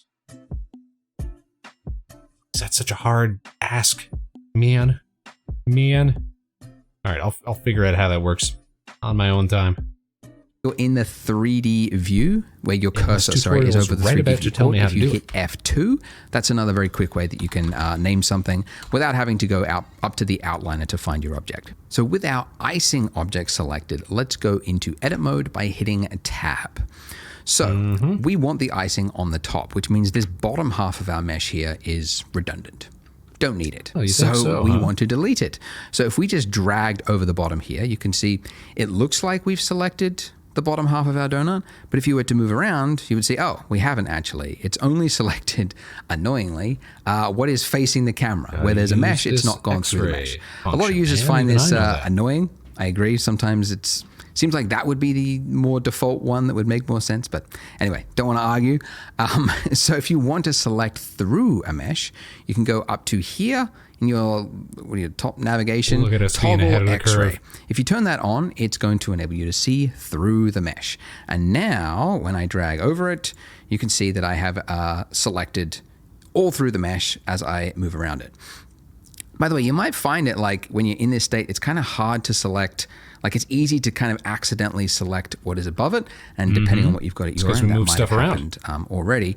So another way to easily just look directly on the side-on of your donut is to just click one of these, in your gizmo here, instead of just dragging around. Just do a single click on either the green one or the red one, the X or the Y. And now we're in that state. You can see it's flattened it, so it's put you in orthographic mode, which actually you can toggle to at any time, just over there, which just makes it easier to just do a single, all the way through the mesh, select. All right. Okay. All right. So we want to delete that. So just hit the delete key. You get an extra option here of what do you want to delete: edges, faces. You want the vertices. That's everything. And now we have, if we go back to object mode, and then let's turn off toggle X-ray as well. And you can see it's working. We got half the donut on top of itself. But as you move around, you can see you get some flickering. Now, this flickering happens, and it's actually a very common, it's actually a good warning sign to you as an artist, because it means you've got faces on top of faces, and the 3D software doesn't know which face it wants to render, right? So it's like sometimes saying it's the front face, no, the back face, the front face, and there's no understanding. Sometimes you can actually spot it in TV shows and like VFX or like low budget stuff. You can see something flickering in the background, and I'm like, ooh, low budget stuff. There it is, Z fighting. Z fighting. I was right. That's what it's called, Z fighting, or Z fighting if you're not American. So what we want to do is we want to give thickness to our icing. So we can do that with a solidify modifier. So adding another modifier. Make sure you've got your icing selected, not your donut. And then here where you've got add modifier, we're going to go generate solidify. Okay. Solidify. Now it's made it worse. It's actually added a thickness tutorial. to our. Tell me about solidify here. So what did that do? That tried to close the interior of it. Move this up a bit. Take a look under the hood. Okay, so yeah, it takes the whole mesh, which was not closed, was not sealed. And it looks like it offset it a bit. And so we can control the thickness. The thickness.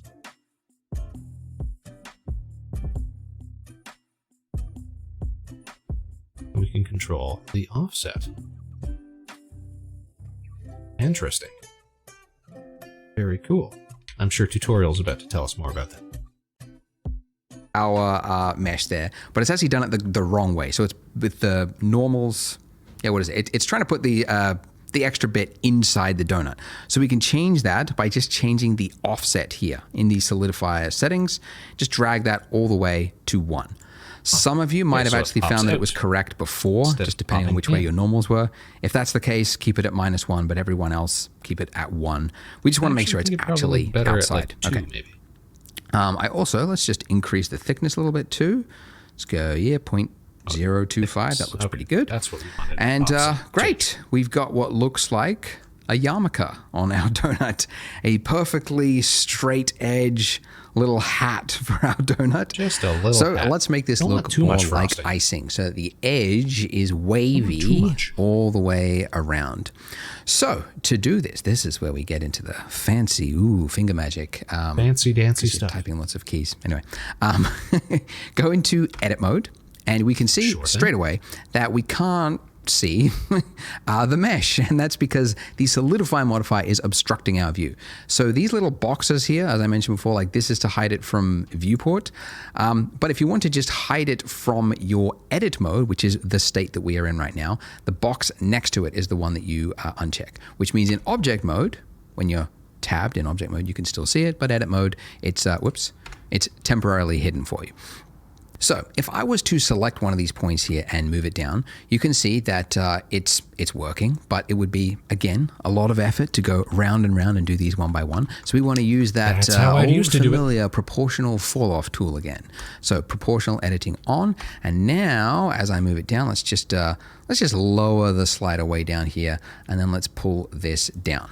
Okay, now we'll find issues. If we move to the side here, we can see the first issue we've discovered is that this is separating from our mesh here. And that's not what icing does. When it dribbles down, it follows the shape of the donut all the way down. So what we want to do is snap, undo it a number of times, snap the vertices to our donut underneath it, right? So for that, we need to turn on snapping up here. Okay, now there are a number of ways to snap in Blender. The default way is increment, which just means the like the grid floor there. Like if you were to just like move it around, you can see it's just snapping to the grid floor. Not helpful. But we want to snap it to the face. And now with face snapping enabled, if we move this down, we can see, let's just look here, that the bottom bit is snapping to the face, but as you might have seen, the top bits, the rest of essentially what is inside of our circle of influence with this proportional editing, that's not being affected. Only the little point that we had selected was affected. There wasn't so that's not what we want either. Normally that would be enough, but in this particular case, we want to also snap individual elements to, and let's go face project. Now, when we pull this down, you should see that these are also no longer clipping through the donut. But back up tutorial, you moved too fast for me there. Enough, but in this particular case, we want to also snap individual elements to, and let's go face project. Now, when we pull this down, you should see that these are also no longer clipping through the donut. But still, we have issues. Why is that? Well, it is actually working correctly. We can see these are not going through the mesh. So why does it look like it is? The reason for that is that there's actually just not enough information here. So if we go side on, you can see, right, like we've got this point here, and then we've got another point down here, and then we've got this long stretch in between, right? So that means that this part of the donut, oh gosh. We need more vertices. That goes around like that is just not, there's nothing to snap it to, essentially. So what we need to do to fix this is just add more geometry. So these little vertices here, we need more of those vertices. So we can do that by actually using the subdivision surface modifier. Because although it is a modifier, you can apply the modifier. And the modifier currently is adding geometry, so let's just apply it. So to apply it, we just click this little drop down here next to the modifier and then go apply. Now, if nothing should have changed from this view because the same information is being displayed. But in edit mode, you should now see exponentially more faces. Because here, where there was one face before, you can see there's now a lot more, right? 4x. Okay. Hold on. Mine says, what does mine say here? This modifier operation is not allowed from edit mode. Okay, so we go back.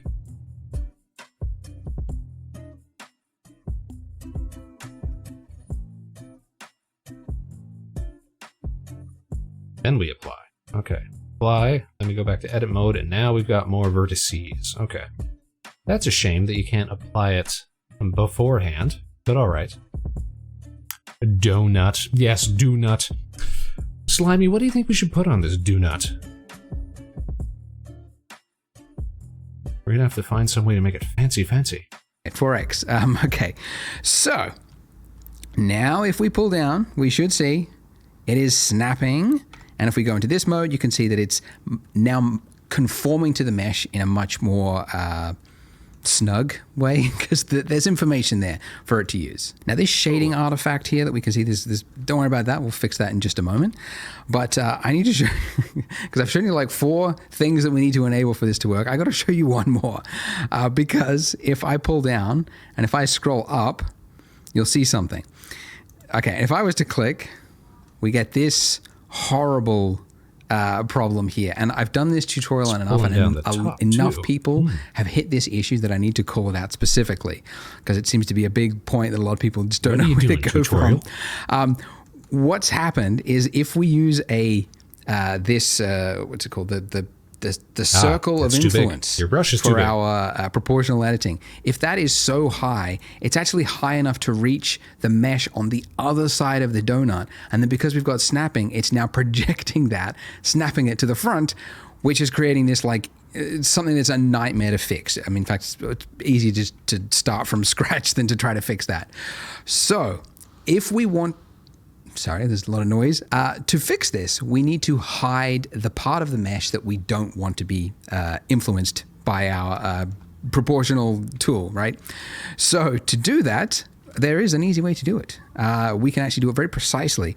So if with this middle bit of our donut here, if I just hold down Alt and then do a left click, as I mentioned before, that selects the ring. The ring of vertices. And we could do that all the way up. But actually, there's a little, I don't know if it's an Easter egg. It's kind of a cool tool that not many people know about. Control plus That will Plus, so we're enable the select expanding. more tool. I mean, And if you use Control Plus, Control Okay, minus so goes the just other way, grabbing the you can see that nearest- it's expanding out. So Control Plus will just like Let me select guess, the if next we just vertice grab along one a vertex chain, and do the roughly same speaking. thing, it'll grab the And you can see we can very 1, 2, quickly 3, 4, 5, select 6, 7, 8 all surrounding the parts of the it. mesh and that we then, don't need. we can continue Right? to do that. Very cool. By the way, Pretty if Control straightforward, Plus doesn't work for you because you're on a laptop or something else, select more, less. You can also do it here. Anyways, to hide this part of the mesh, it's H. H for hide. So when you're in this state, it looks as though it's been deleted. It's very... Sometimes you don't know where part of your mesh, and then you forgot that you've got hide turned on. If parts of your mesh are hidden and you want to bring it back, it's Alt-H. So H to hide and then Alt-H to bring it back. Or if you can't remember it for whatever reason, you can also find it. Okay, it's underneath mesh. There we go. Mesh. Reveal hidden or hide selected. Okay, so that's the other way. But you can get my keyboard shortcut. That's in the link. It's free. Just use that and then you won't forget a lot of these handy shortcuts. All right, so now finally, after all that, after 4 different waves of and problems to explain, we can now take part of this mesh and drag it down, and it will work correctly. Haha. So now we get to now finally be an artist and go like, what sort of, Oh, shoot. Something edge bad happened. or, what sort of icing do I want to make this look like? Hold up, tutorial. We did that hide wrong.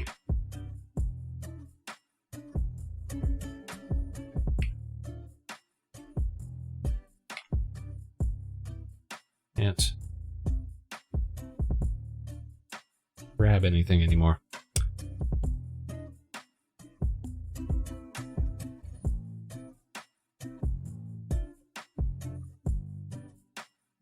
Because, oh man, okay, because I went to the modeling tab.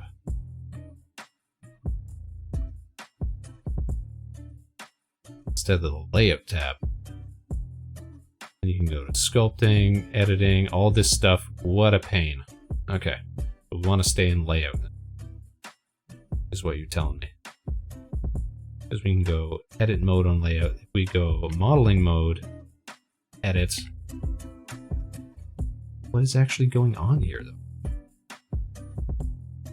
Oh, man, geez. Oh, in modeling mode, let me guess. The stuff I'm grabbing is the actual mesh underneath all of the modifiers that we applied. Okay. So that's why it looks funky. Presumably. Okay. So we're going to try that again. Going to hide a bunch of these so that they don't get affected by our messing around. Okay, back to tutorial. Take it away, guy. So what I'm doing here, by the way, is I'm hitting G to pull it down, and then I'm just middle click, single middle click, and then because my cursor is closest to the Z-axis, it's now snapping it to the Z-axis. So that's why I mentioned before that it's really handy. You don't have to think of the letter and type it in. You just go in the general direction you want to go, and then just tap the middle click of the which is your scroll wheel, right? Pretty handy. Middle click. It's such a weird button that you have to call it out. It's the scroll wheel button. It's like no other application seems to use it besides scrolling. But Blender is like, no, we're going to use it for like 90% of the operations is going to be middle click. But anyways, as you can see, I'm not paying particularly too much attention to it, but I'm just making a wavy looking shape around it. You might also want to make some bits that go the opposite direction. Sure. Right? And then maybe pull, so you've got like here and there. Big shapes as well as medium shapes and some small shapes. Big, medium, small. It's the recipe for appealing design. Big, medium, and small details. But I digress. By the way, I should mention, if you're stuck, don't feel bad, because there was certainly a lot of finickiness going on with this donut here, and we're definitely in the steep part of that curve at the moment. Do make use of my Discord if you are stuck. I created it literally so that people could get instantaneous help. I don't have any other benefit for it, so it's there so that you can find help. Link is in the description, and there's like donut help chat room where you can post screenshots of your problem and then people can help each other out. So do make use of that. Now, our shading issue here, this darkened edge, is actually going to fix itself by fixing another issue. So it's a two birds, one solution kind of problem. This two-bird, 90-degree one-stone edge here kill situation. for this icing, not ideal. Everybody rough. knows that a real icing would create like a rounded edge there, right? True. So we can fix that just by adding another subsurf modifier. Because you might Oh, remember I of mentioned, course. like, yes, Just if you've got fix it three with modifiers, vertices, huh? it'll create like another vertice here and another vertice here, but it'll also like round it out. It'll pull this one back, so you end up with a rounded corner. So right here in your modifier stack, we're going to go add modifier, generate subdivision surface. It's just tessellating. Now, the order of these does matter. Okay, you want your solidifier at the top and the subdivision after it. So Blender works top to bottom, and it's important it's in this way because you want the extrusion to happen first, and then in order to round that edge, it has to happen as a Nice round secondary edge. step. But Solidify on top, subdivision underneath. Now, whilst we're here and we're looking at the close-up, nice little profile of this triangles edge are of we this working with icing. now? Another issue to call out, you can see it's got this this shape that goes Sometimes around. you just want a nice low so poly far, so good. donut, right? But then it goes up. And it's like, it'll be better if it went around and then tucked in and touched the edge of it, because that would look more this like something we real can do? liquid would. So we can solve that by just changing one of the settings in the It's solidify like, modifier. what we're It's seeing not one of here. those things that you would figure out or know where it is. It's just over time you learn where some of these settings are. But essentially here, All right, teach the us. edge data. So we want to change the edge data to say that before you do the solidify step, add a crease on the inner part right here. If we increase this all the way to 1, it now creates a sharpened edge what? just Hold on on. that inner part there. So the rest of it is a smoothed edge, but the middle one, there's a crease, so it's making a sharp edge there. And it just gives it... Back it up, tutorial. I completely missed where you found that. Hold on. Before you do the solidify step, add a is this? crease on the inner part right here. If we increase this all the way to 1, it now creates a sharpened Edge data. edge just on that inner part there. So the rest of it is a smoothed edge, but the middle one, there's a crease, so it's making a sharp edge there. And it just gives it, it's just a little I bit don't know more how I realism. would Just ever looks a found little some bit of this closer stuff. to what you would imagine real icing would do. Okay, now for the cool bit. All right, so Yeah, if you look these at reference tutorials. donuts, right? Yes, you've got these little wavy bits, but where the icing is really liquidy, it'll often break off from this wave here, and it'll create a trail that goes down like underneath the donut, right? It just sort of drips all the way That down. drips, that Bottom of goop. the microphone. So we can do that, but not the way we were doing it before. If we just took one of these points and then like dragged it all the way down like that, there wouldn't be enough information there, right? You can see you just get this like stretched look, and it doesn't look great, okay? So essentially what I we was need to thinking give it earlier. more information. And Oh, we couldn't just more do it by like information. adding more and more subdivision surfaces. We need More to and actually more subdivisions, like break man. this That shape can't be here and your create a new solution to shape everything. that goes down. So we need to extrude. So Yes, we if love I extrude. select this vertice and then the one next to it by holding down Shift, I don't think I mentioned it, but yeah, if you want to select two things at find a once, high point Shift, select. here. Anyways, so if we select two vertices like that, we want to extrude it downward by hitting E. So when you tap E is E, for it's extrude. similar to G in that you're split in a down. placement state now, saying where do you want to place this? So I'm going to move it down to, yeah, like about there where I want the trail to stop, and I'm just going to do click, left click, and it's now placed it there. Now, it's hard to see it, but if I just switch to wireframe, you can see what it's doing. So it's created this breakaway shape here, an entirely new face that's completely separate to what we've got there currently. And what this means is if we go to object mode, you can see it's extruded not the just edge, like is what we continuing this form here, it's pulled it down, right? Which is exactly what we want. And in fact, I want it to go even further than that. So I'm going to select those two vertices, and I'm going to pull it down again, and then I'll do it again. And the reason I've done this 1, 2, 3 is that this detail here is important so that it conforms to the shape of the donut. Because if there's not enough, you're going to have that clipping issue that I showed you earlier. So that's pretty good. And now we're going to do it again. It's not looking great. Hold on. Originally in my earlier versions of the donut, I only did like one of these, Kinda but then I coming off at an noticed angle, too. that in the render, the final render, it's often the most interesting part of the donut. So now I'm thinking, yeah, just doesn't do look it great. all the way around the donut. Just add the bit that looks cool. Add more of that. So here, so wherever there's essentially like a big dip is what I'm looking Also, for. I think like he's where got, the liquid would sort of build up, and then like the surface tension there would be just too much, and then it would break away. And it would go down. More subdivision on his than mine does. Down underneath. Mine's like looking that. like And we'll do very another one rough, here. Why those not? angles. Like that. And down. And down. And that's pretty good. Haha. Lovely. Ha-ha. So that concludes finally this heavy part of the tutorial. So if you are ready to watch the next part, I hope you're not giving up. You can click there on the screen and I'll see you there. Make sure you hit subscribe as well if you haven't. A large number of you don't. But if you want to see more blended tutorials, see, we can make that's what you need to flow do. a little better. Self-promotion right there. We kind of shot Thanks, ourselves guys. in the foot right from the beginning because I went for a less, a lesser high poly, a lower poly torus to begin with. Let's switch back to our view here, and how does that look? We have no materials or nothing, so congrats, you didn't give up. You made it to part 4. You clicked on the next part of the video. There's always like less viewers each video as you go down. So you're here, well done, thumbs up. As you can tell by the title of this video, we're going to learn about sculpting. But first, I should call out, if you have a problem with your mesh now, those problems can be amplified the further you go along. So it helps to do a technical check now, to make sure you don't have any problems before we move along. So to look for it, go into edit mode. And first of all, by the way, if you can't see that middle part of your mesh, it's because you remember we temporarily hid it. So you can bring it back by hitting Alt-H, and that will bring back the rest of the mesh. And then we're looking for issues with the mesh, like right here. So this is a really common problem following this tutorial, because when you're projecting parts of the mesh, if it was like side on to the camera, it will project it that way, and then you can have like overlapping parts of the mesh. So that creates this artifact here, ours looks which will be good. exaggerated when we add more detail to it. So we just want to drag that back. So turn on snapping, and I'll keep proportional turned off, and then I'm just going to move this back over here just to move each of these points back. Another very common problem is you might have parts that have separated from your mesh. Now you can quickly fix this if you just like selected the point and then hit G to move it. When you're in that state, it's also snapping it to the mesh. Now you could do that all the way along, like select, tap G, then click, select, tap G, then click.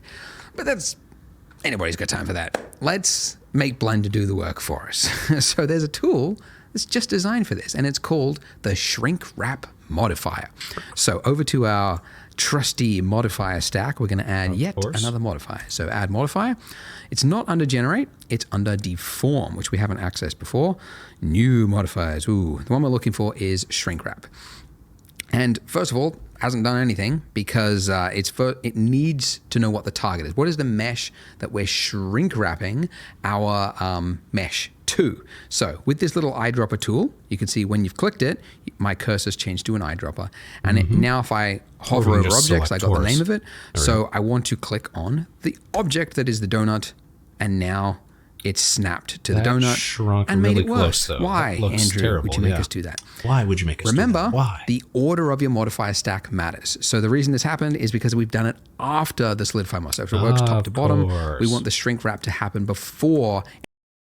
Am I having fun as Slimy? I am. And more importantly, we're learning things. All right, so this guy just talked about order of operations for these modifiers. So obviously we got to drag this up here so that it gets applied first. And then it's going to look better. Is that the idea? Is that the idea? That's the idea.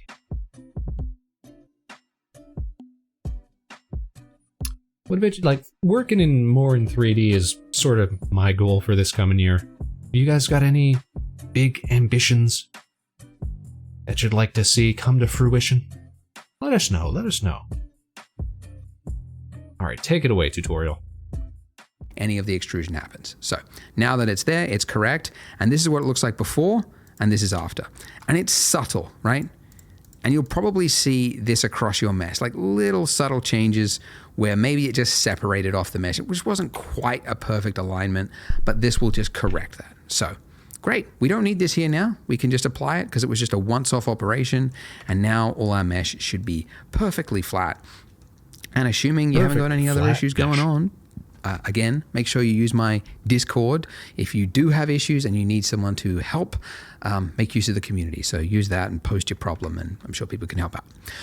All right, so we want to do some sculpting. Now, why do we want to sculpt? Love to do some sculpting. Because if you look at reference photos of donuts with icing on them, you'll see that icing is obviously a liquid, and liquid does weird things. One of the weird things that it does is that it will pool in certain areas. It's not like a uniform amount all the way on it. So the most obvious being like at the end of this trail here, there would be more that would accumulate at the end there. And I think the reason for it is that because it's a viscous fluid, once it runs out of enough fluid, there's not enough to kind of push it forward, but there's... Just want to stop and address Slimy's comment here. Want to start writing out my story that I'm not sure what medium I want to produce it in. But at least it'll be written. Nice. Whatever medium you decide to go with. Oh, we get to see it. I hope it turns out well. Go ahead, tutorial. Tell us about liquid. Tell us about there's donut enough for liquids. it to build up. So you would have like a build up here on each of these ends, but you would also have build-ups all along the edge. And you can see it in reference photos. Like here we've got this like clear, was it like a glaze? And basically the areas there where it looks whiter, that's a thickened area. So we essentially want to replicate that across our donut. So we can't do that currently. Like if you go into edit mode, we don't have any mesh to work with because the extrusion, the thickened part is happening via this modifier. So we need to make the modifier real. So again, we're just going to apply it. Drop down, apply. Now in edit mode, we have that part of the mesh to work with. So we could, if you wanted to, come in here and like select the points that you want to add, you know, a bulge to, and then very carefully come in and tap G, and then, oh, I've got snapping turned on. Turn that off. Pull this out. Back it up, tutorial. Right? Something went wrong. In edit mode, we have that part of the mesh to work with. So we could, if you wanted to, come in here and like select the points that you want to add, you know, a bulge to, and then very carefully come in slow and way to do tap it, G, and then, oh, I've got snapping turned on. Turn that off. Pull this out, right? And go like that and go, yep, there's a little bulge there, but that's very tedious to first select a point, then tap a key to move it. It's very tedious. So we can't do that currently. Like if you go into edit mode, we don't have any mesh to work with because the extrusion, the thickened part is happening via this modifier. So we need to make the modifier real. So again, we're just going to apply it. Drop down, apply. Okay, I think I missed mode, the... we have that part of the mesh to work with. All right, I think I missed the application of the shrink wrap, followed by application of solidify. And now we've got it to work with. Okay. Now everything's nice and thickened, as it were. Although, it looks as though I lost some of my edge detail. Not going to worry about that right now. We're gonna have a low poly donut. Man, I love bulges. He loves bulges, he says. On donut frosting? On donut frosting. Okay. Take it away, tutorial. So, we could, if you wanted to, come in here and like select the points that you want to add, you know, a bulge to, and then very carefully come in and tap G, and then, oh, I've got snapping turned on. Turn that off. Pull this out, right? And go like that and go, yep, there's a little bulge there, but that's very tedious to first select a point, then tap a key to move it. It's very tedious. So that's really like you just need to use another tool to do the job. So edit mode is one tool, and it's good for like very precise things when you need to get precise things. But for more like organic shapes, more freehand stuff, that's where sculpting comes in. So at the top here, we've just been flipping between object and edit mode, but the one underneath it is sculpt mode. So when we go into that mode, you'll see that we have on the left-hand side all of these tools that appear. And I mean, this isn't a sculpting like tutorial, really. We're just really going to scratch the surface, but they do different things. Blobs, creases, different sculpting things. Like let's just use the default tool here. Snakes. Can't really see much happening. Let's just turn up the strength and the size of it. Even like it just pulls out that part of it. And even that quick little one stroke, imagine if you had to select each of those points and pull them out one by one. Like that's why this tool is the appropriate tool for this kind of job. What's happening, but very quickly can enable us to add lots of complex shape. Very cool. So the tool that we're looking for is actually, it's this one, the inflate brush, which is just conveniently the I hotkey, inflate. By the way, if you want to change the size of brushes in Blender, I mean, you've got these ones here. You've also got the strength slider here. Still see but there is a hotkey just to change the size of the brush with F. So F to change the size of the brush. And you just pull out with your cursor to make it bigger and then pull in to reduce it and then do a single left click to confirm. You can also change the strength with Shift F. So Shift F, pull out, click, and then Shift F, pull in, click. Anyways, so if I was to draw on this, you can see that I'm inflating that edge. I could also inflate here. But you very quickly realize, like, look at that. Look at that. What is that, right? The eye is going to see that. It's a pro tip. Your eye is like, if you're going low res, don't go low res for things that are round because your eye is very quickly going to spot low poly things. Actually, just last night I was playing Spider-Man, the Miles Morales one, and there was like this coffee cup that was on a table, and then you walk, and it looks fine, like as a background asset, but then part of it, the mission, you had to go up and read something on the table, and you had to get close to this coffee cup, and it was like 8 vertices. It just looked like almost looked like a nut on a wheel of a car, right? Just like that jagged. So, anyways. What I'm saying is this is a rounded form, so we need more information. We need more detail to sculpt on.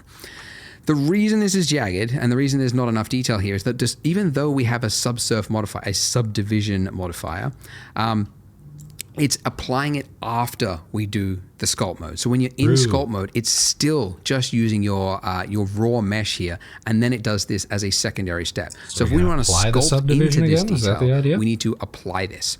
So I'm going to use more than one. I'm going to use 2 because I want to have even more detail. Let's do that as well. So importantly, by the way, if you're applying a subdivision modifier, even though you've got 2 levels here, it will always use just the viewport. So your render amount here could be whatever, but when you hit apply, it's just going to apply whatever is in the viewport. So I'm going to go 2 levels and hit apply. Now look at this. Whoo! So smooth, so smooth. And that will work on ads for a second. Mana, how you doing? How is the donut going? It is doing well. We go nuts for donuts. Pause our little tutorial for a second there. Also, tutorial, why are you not full screen? We have 6. Gorgeous, right? We've got a donut. We've got some frosting. It's all untextured at the moment. We're making it a little thicker. Hardly see what's going on at the backside here. A cheeky little render. Donuts. Donuts, mang. Donuts. And sooner or later, it should be teaching us how to add like sprinkles and things like that. That should be fun. Can I add another light? Can we duplicate the light, please and thank you? Gotta go back to edit mode. Object mode. Duplicate. Alt-D. Duplicate. Shift-D. There we go. On the back side, there we go. So now I've got omnidirectional lighting. Should be able to see just about everything I'm working on. Quick cheeky render. There we go. Donuts. Donuts. We're learning so many new things tonight, Mana. We're gonna have a 3D Spaceman before we know it. It'll go from donut to Spaceman, just like that. Or, if nothing else, we'll rebrand as a talking donut. Wouldn't that be fun? In space, we could we could do that space baked goods take. Just go the whole galaxy jamwich direction. We'll be stellar donut, something like that. All right, take it away, tutorial. Tell us what else we have to learn. But how are you doing tonight, Mana? Did you have fun doing your Tomodachi Life stream? You're gonna have to watch some more of that on the recap. 16 times the detail, because we had level 1, which would be 4x, a 4x multiply, and then 4x of 4x, 16. So we have 16 times the vertices to play with. So now when we go into sculpt mode, look at it now. That's actually when we sculpt. A lot. Look at that. So much more room to work with. That might actually be much more fun. So now that I'm in that state, I'm going to just do little circles with this brush sculpt mode on each of these points here. And the reason I'm doing like little circles like this is that by default, the stroke state is, space. You can switch it to airbrush if you want, and then you can just click and hold it there. But I find that to actually be like harder to control. So I just keep it in space mode and then just do like little circles. And then that enables you to just kind of continue adding more pressure as you move your mouse. So a little circle like that. Little lumps. And there you go. Very quickly, already we have a more interesting looking shape across it. So another brush. Another tool, I guess you call. Is it a brush? Or is it, I think it's technically they're called brushes. But anyways, another one that you use all the time is grab, and conveniently it's the hotkey G. And what this does is just like pushing clay with your finger. It's like it's really cool. And the reason I'm doing this is I'm actually just exaggerating the design. Because that is what makes appealing design. It's exaggerating the addition and subtraction that you see in a shape, even though in the real world you might not see this like tapered thing like that. Because it's got this bulbous end, you want to draw more attention to that kind of globule at the end there. And to do that, if you just make this a little bit tapered using this tool, it can do that. And we get to learn about a new tool in Blender, which is the whole point of this tutorial. This is all about a new tutorial, exactly. Yeah. All right. Pull this around. Bring it around Just click town. and drag and click and drag. Bring it around change the shape, town. Size of the brush with F. And you've got more time than me, so maybe make this better than what I'm doing really quickly. Oh, don't sell yourself short tutorial, generally a shape like that, and it should look a little nicer. Okay, so now let's do that raised edge all the way around the rim of this. Now, in previous versions of this tutorial, I said just use the inflate brush and then just like draw across it. The problem with this is that this is so imprecise, and you can accidentally like draw over another bit, and then you look at it side on, and you get these like noticeable like divots across the donut, and it's not very. It's very hard to do because you keep like accidentally clicking off it and then on it, and you get this like jagged like dig. It's not very appealing. The point is, uniformly. So let's go back. We can learn about another tool. It's another excuse to learn about another tool, and that tool is called the mask tool. So it's actually in the list here, but I never remember what it is. You just hit M for mask, and it's this one. And what this enables you to do is if you just draw on it, you get this grade shape, right? And then masking. Okay. When you're using another tool, like say you switch to the inflate brush now, and if you draw over this, let me just increase this. It won't show up. Yeah, if you drew over this, you can see it's applying an inflation to everything except the area that is dark. And that's how you can create like a skin lesion on a zombie or something like that. Levels to the layer. So a mask is very useful in sculpting, used a lot. And we're going to use it in just this case. What we're going to do is mask out just this area along the rim there. And then we're going to apply a constant inflate value to just the area that we've masked. So first use the mask tool. Mask. And it doesn't really make sense. We'll try that in a second. First of all, Patroness says, Vector, these new donuts you're selling in the station are a little weird, almost like they're from the 3D. Yes, rare space donuts, hailing from unknown, far frontiers of digital space. The unexplored third dimension. That's our 3-year journey, you guys, to boldly go where no spaceman has gone before. All right, let me inflate. Where was the grab? There we go. Remember, Spaceman, it's just the G. It's just the G key.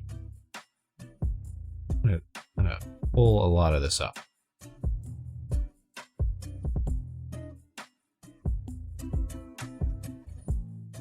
Then we'll do that mask. I'm gonna try to use the mask for sculpting tool. I'm liking sculpting tools so far. I like that it's built in here. Because I've been thinking, can I do this sort of in software sculpting in Blender, or am I going to have to go back to something like ZBrush? Which used to be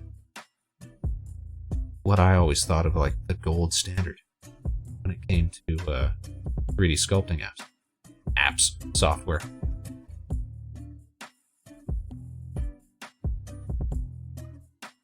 All right, looks donutty.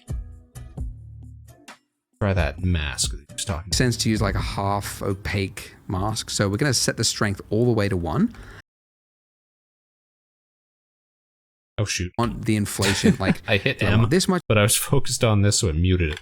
All right, go back a sec. I'll use Try a that brush again. size about here. So essentially, where do I want the way to 1? It doesn't really make sense to use like a half opaque mask. So we're going to set the strength all the way to 1. And then I'll use a brush Okay, so size that about was the here. So opacity. essentially, where do I want the inflation? Like, do I want this much inflation on the rim? No, probably something about here. And then I'm just going to paint a darkened value all the way across it. I just want to make sure that it's, you know, fairly even. It doesn't have to be completely perfect, but fairly even across it. And I obviously don't want it to be in this part because that, you know, the liquid has flowed all the way down and it's broken the trail and it's gone down there. So I don't want any raised area there. Globules. And again, I apologize if this was like tedious, but it's a way to learn Blender piece by piece. Concepts, Okay. Hey, speaking of which, I forgot. With way the to sculpt tools in Blender, for whatever reason, it has assumed by default that you might want to sculpt on the other side of your mesh. So you can see I've got this smear here, and that's because somewhere I was painting over here, I went through the mesh and it painted on the other side of the mesh over there. Very annoying. So look at that. I can undo it. It's just easier than like repainting that whole thing. See, and what you want to just do with did your it there. mask tool is underneath brush, set it to front faces only. And that means when you paint, Gotcha. it should mean that as you draw, it could still happen, just be careful, but it should happen less. It shouldn't happen like on the opposite side of the same won't go mesh. through Anyways, other it should meshes. happen less. That should be happening. By the way, I didn't call it out because it's not essential, but if you do ever want to isolate and only see the selected object, / is the isolation mode. So / on the number pad or the actual normal keyboard will pull you in and out of that state. Anyway, so now with the mask brush, with front faces only enabled, I can paint along it, and it should happen less essentially. All right, I don't know what to say. He didn't tell us how to deselect. But this doesn't take stuff. I long had to once figure you've that out on my own right there. Once you've set it up. Because I'm used to I assume you've hotkeys. got the strength of 1, by the way. You don't want to have areas with like half opaque, right? Because we want to have a constant value across it as we inflate it. And we should get a nice raised edge that goes all the way along the donut. Okay, great. Just clean it up if you've got any areas that look a little untidy, a little unkempt. Yep. Awesome. All right. So, as I mentioned, the mask will actually mask out the area, so you can't paint on it. We obviously want to only paint on the area that we mask. gotta So we want select to the invert inverse. it by just hitting Invert, Control-I, same hotkey as Photoshop, etc. And then, obviously, if we went to the inflate brush and then we just painted, like, yes, we're only now painting onto that area, but it also doesn't solve our problem of like different values across it. So we want to apply a uniform inflation on just these areas. So there is a tool in the sculpt tools called, where is it? Mesh Filter. So I will be honest, it's probably the Apply a filter to modify the laziest current implementation of a tool in Blender. Like mesh filters, they're not really well documented. You kind of have to just learn how they work. But unlike all these other brushes here, the way this one works is it's applying a uniform value to the entire mesh. So it doesn't actually matter where you click on the mesh, it's going to apply it. And it's applying what is in the filter types listed here. So if I just click, this is the other thing you have to learn. If I drag to the right, I'm inflating. If I drag to the left, I'm deflating and sort of subtracting the opposite direction. Making it look funky. You just kind of have to learn that that's how this specific tool works. My theory is, by the way, to go on a rant, ZBrush's user experience and interface is so arcane, so badly hodgepodge together from ideas over the last 2 decades. They never had any thought in the process. They just lumped it all in there. And Blender's sculpting tools competes with that. So they're like, hey, yeah, the filter tools, Yeah, they're not the easiest to understand, but at least we're not ZBrush. That's my theory. It's my working theory I'm going with. But anyways, point is now that we're in this, you could see we're applying a uniform value to everything. Cool. Hooray for us. We're learning concepts. I'm going to set the strength of this to 0.1, and that just means that as I move the cursor, it's applying less of a value for the movement, so I can use smaller movements. The other thing, though, is this is a little like, it almost looks, if we go into object mode, it looks like a tube almost around the edge of it. It's not very nice. It basically, the edge that we've got here is too hard, so we can smooth out that edge by using mask, smooth, mask. Okay. Now, if we use the inflate, just to the right a little bit, I'm just going to go with that. Let's go object mode and see how that looks. Smooth mask. That's pretty good. I might actually go just a little bit more. Just exaggerate it slightly more. There we go.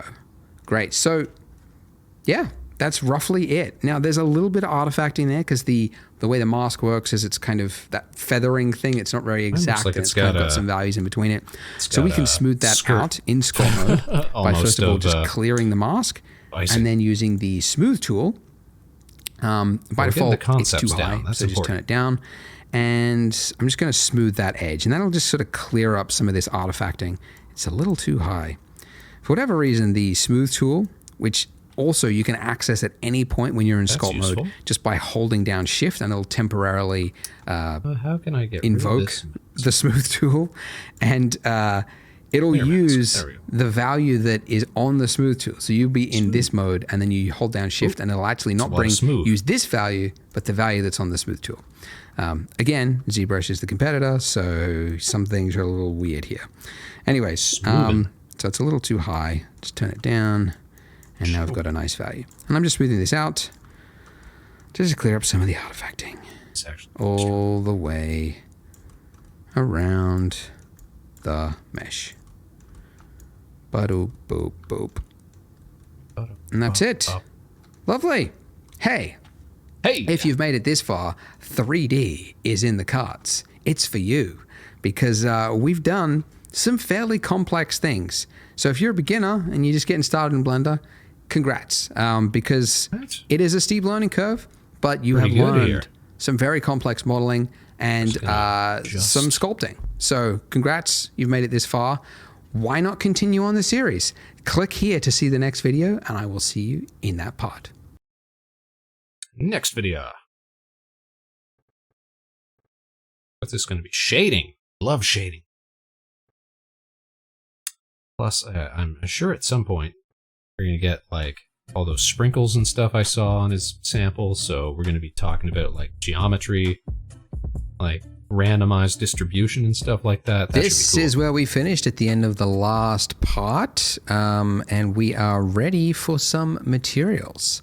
Before we continue, do a check over though, because I looked inside my donut and I saw this. Wow. A professional. Which shouldn't be here, obviously. So you better hit make sure it you to don't get have it out of the way. any Yeah, hidden meshes that should definitely not be there. You've only got your camera, your donut, your icing, and your light. Okay, so materials. Let's do some materials. It's corny, but I do like these render tutorials. mode, that little button that I showed you on the first part that takes you into rendered view mode, you can see we've got a lamp and it's lighting our donut in a very depressing, cold gray. So let's give it a material. Down here, the little material tab, and then we're going to hit new. So just like before, the one thing we're going to change is the color. Let's make it a nice pink color. And that looks pretty good.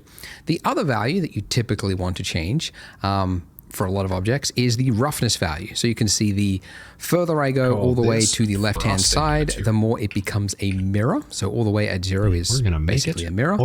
And then all the way to the right is your like most porous object, like a brick or something like that. Basically something that looks like it doesn't have a reflection, although everything looks like does. mustard, which is kind of gross right now. The roughness is just merely dissipating that reflection everywhere, so it appears as though it doesn't. But anyways, so we're going to go with like a 0.3, something like that. It's pretty good.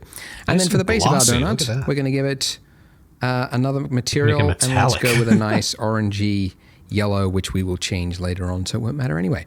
But that's good. Great. Look at us. We've got a donut. By the way, we'll add some subsurface SSS later on to make this look a little bit more milky, but for now, this is good. Material. Now, we want to put our donut onto a marble countertop. So first of all, we need that countertop as a separate object. So Shift A, and the one we're looking for is again under mesh, and we're going to go with like a plane. plastic. So a plane is just a square that's literally made up of 4 vertices. It's the simplest object, but the most versatile that you use it all over the place. And I'm going to make this look a little bit bigger. So let's just scale that out with S and then click. Okay, so we want to make our donut rest onto the countertop. So if I selected my donut base and moved it up, well, there's a problem, right? We need to have both of these move together. So if you want to have one object basically attached to another object while still being its own separate object, you parent it. So the way we parent it is, first of all, you select the object that you want to follow the other object, so the child, and then you select the parent. So holding down Shift, I'm going to now click on the donut base, and then to parent, it's Control P.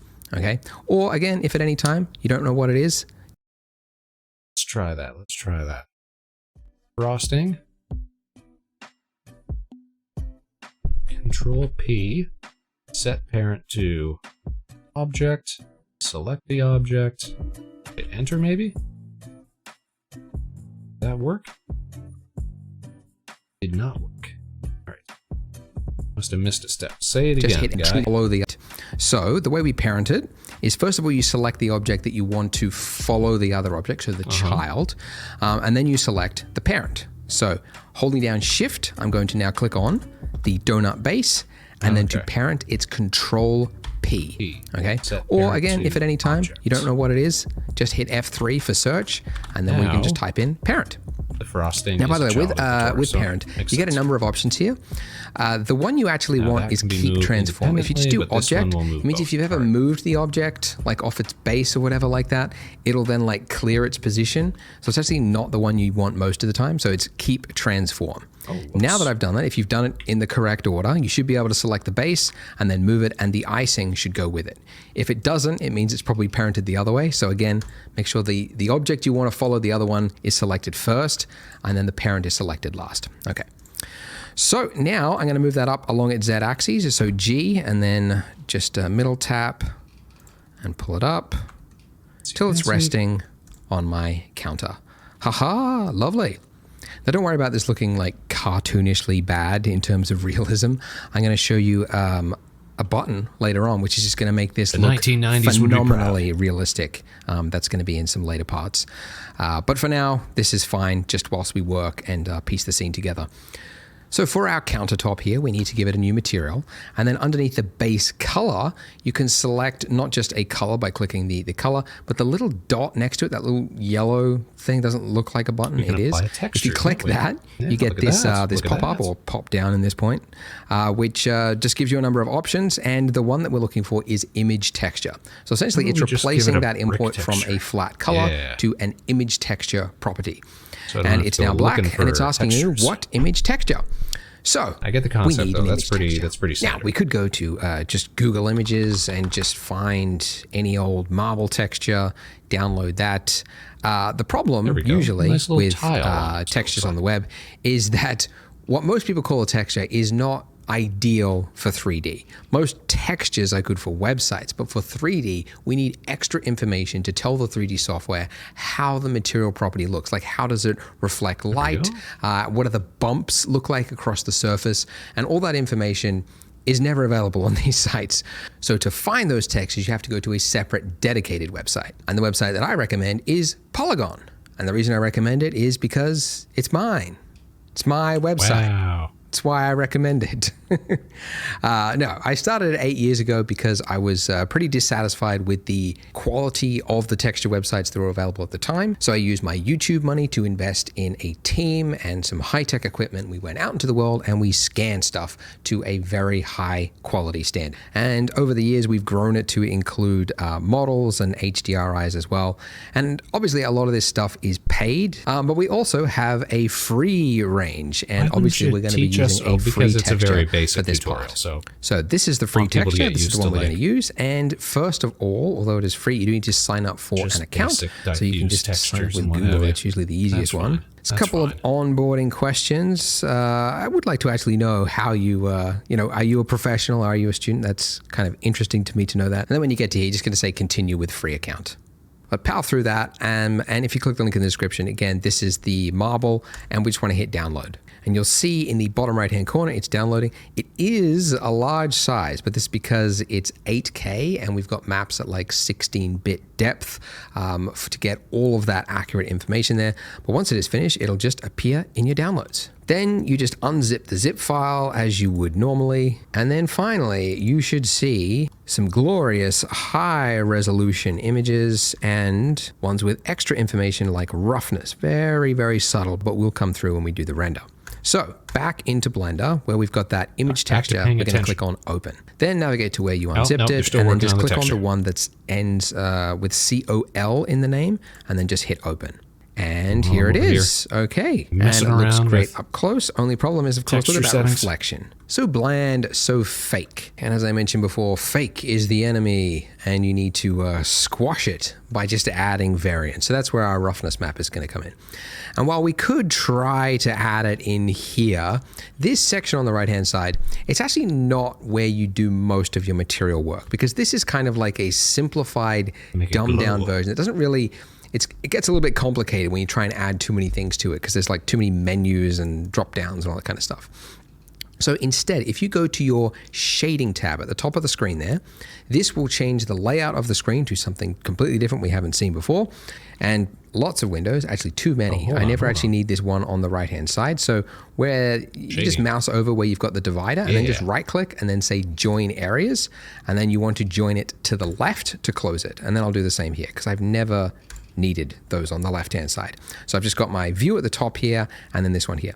And the reason, by the way, this looks different than what we had before is because this is the material preview, but you can change it back to what we had before by clicking that. So material preview, by the way, it's the same. It's a rendered mode, but it's using lights, a different light setup. Basically, just an HDRI, which is like a fake kind of light and reflection map, just so that you can quickly preview materials. So that looks like a lot better. And really, orange. you could use either or.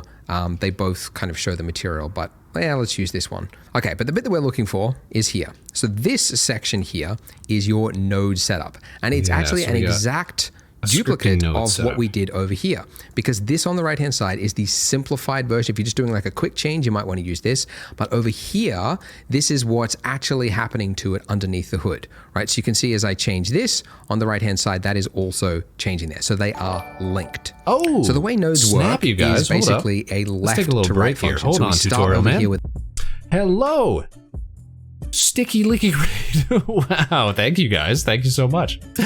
Recco Gecko coming in with some friends. How are you guys doing tonight? Welcome to the show. I'm Vector Spaceman, your host of the Vector Spaceman Show, where we broadcast live from here at Harbor Station, your final frontier, on the way to the depths of unexplored digital space. How are you guys doing tonight? Where'd you come from? Thanks so much for the raid. Let's go ahead and give a little shout out, why don't we? Your friendly contemporary friend of the show, Recco Gecko. Hold on, shout out. Shout outs are fun. Bada bing, bada bam. Recco Gecko. Sure I spelt that right. Bam. Check out Recco Gecko, you guys. Fantastique. Very cool VTuber. Oh, well, thank you so much. Or are you speaking about yourself? How are you guys doing? I hope you're having a wonderful Tuesday evening, or afternoon, or late morn, wherever you might be in the world. I hope things are going well. You know what you're doing tonight? You know what? Sorry, we're doing tonight. We're doing a little art stream, a little tutorial art stream. You're almost like a follow-along Bob Ross Joy of Painting, but we're learning how to do stuff in Blender, the free-to-use 3D animation and scripting and materialing and sculpturing and geometry software. So we're making ourselves a little donut. We're seeing will it blend, as it were. Check this out. So we're back over here we're following along with this tutorial. We're learning how to make donuts. We made a little donut, given a little orange frosting. We're on part 5 of I think it's like a 14 or something part series. I don't think we're going to get through everything tonight, but we're learning bit by bit. It's one of our goals for this year to try and increase the capacity of the show, of the model, of the station, by breaking out into that 3rd dimension. So that's what we're working on. So follow along at home. If you've got the software, it is free after all, or just stick around and keep Spaceman on in the background. You know we appreciate it. Favorite kind of donut? Now that's a fine question, Maestro. Let me tell you about my favorite kind of donut. Is what's called a honey cruller. A honey cruller, not to be confused with a cruller. A cruller and a cruller, very different things. Cruller, more of a East Coast New York's type of like a donut log, like stick-shaped sort of thing. But a cruller, ein cruller, is I think it's like a Dutch origin pastry, very, very soft, very thin, very flaky, but it's donut-shaped, but it's piped out into this very distinct, like a swirly pattern. And put a little honey glaze on there, very soft, very good when it's warm. Fantastic. Fantastic. Is a honey cruller mean? No, it's not cruel at all. In fact, it's very delicate. It's very soft. It's very pleasing. No, it's top tier donuts. What about you guys though? They're from Germany and the Netherlands, so there we go. Dutch in both senses. We got it. We're on it here. Deutschland and the Dutchlands. Ooh's Netherlands. What about you guys? Favorite donuts? You know, Spaceman, being a Canadian, sometimes gets typecast into that old, Tim Hortons sort of appreciation crowd. But I gotta say, they're as a company, I think they've fallen off. Oh dear, I think we might have got hit by an ad. Stick around. Ooh, Krispy Kreme glaze. That's not a bad one. And you know what? We don't really have Krispy Kremes here in Canada like they do in the US. I think they tried them out here for a few years, but for whatever reason, we're either too entrenched in the Tim Hortons rackets, or maybe it was just a scam to buy up real estate by the Krispy Kreme Corporation, one of the two. But they just didn't stick around very long. I think you can still buy them at like Costco or something like that. You can still buy them in some places, like by the box, but we don't have any standing locations for them anymore. Or if we do, it's like a handful. I know, my bad. Sorry about ads. I think we should be done with ads.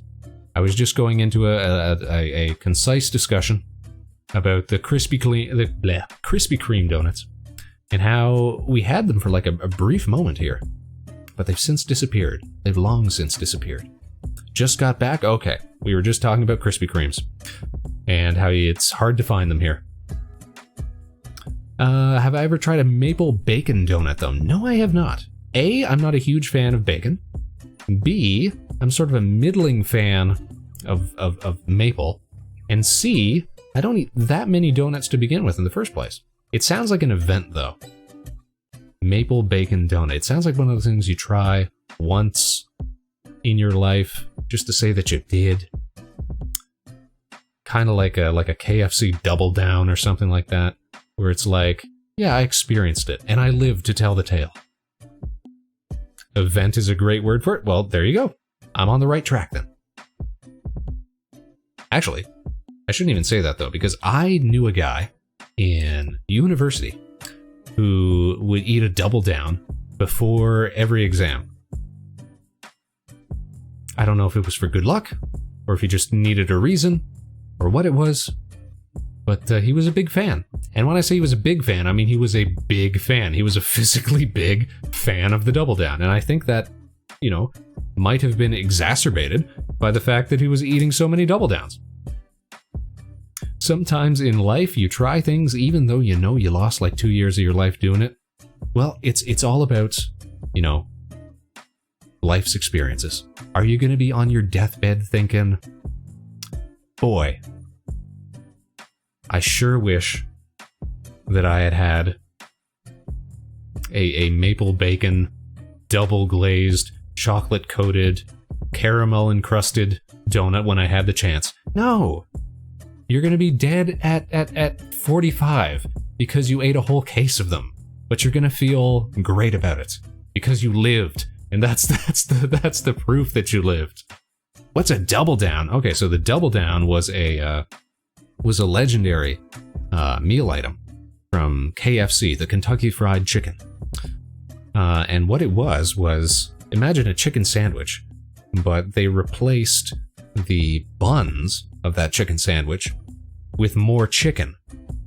And so you've got fried chicken in the place of bread, covering what was basically bacon and cheese. So you've got basically a breadless bacon fried chicken cheese sandwich. It's like cut out the middleman, right? It's like you're gonna eat the whole thing anyways.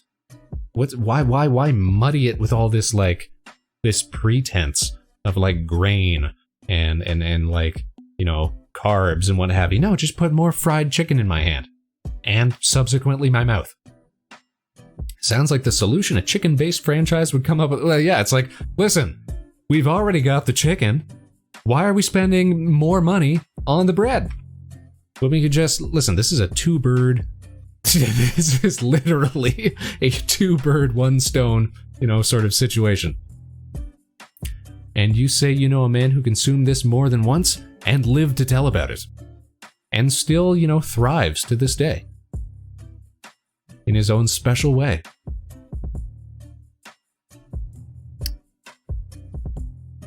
You know, they're out there. These superhuman talents. They walk amongst us. Legendary, that's right. And that's our story for the evening.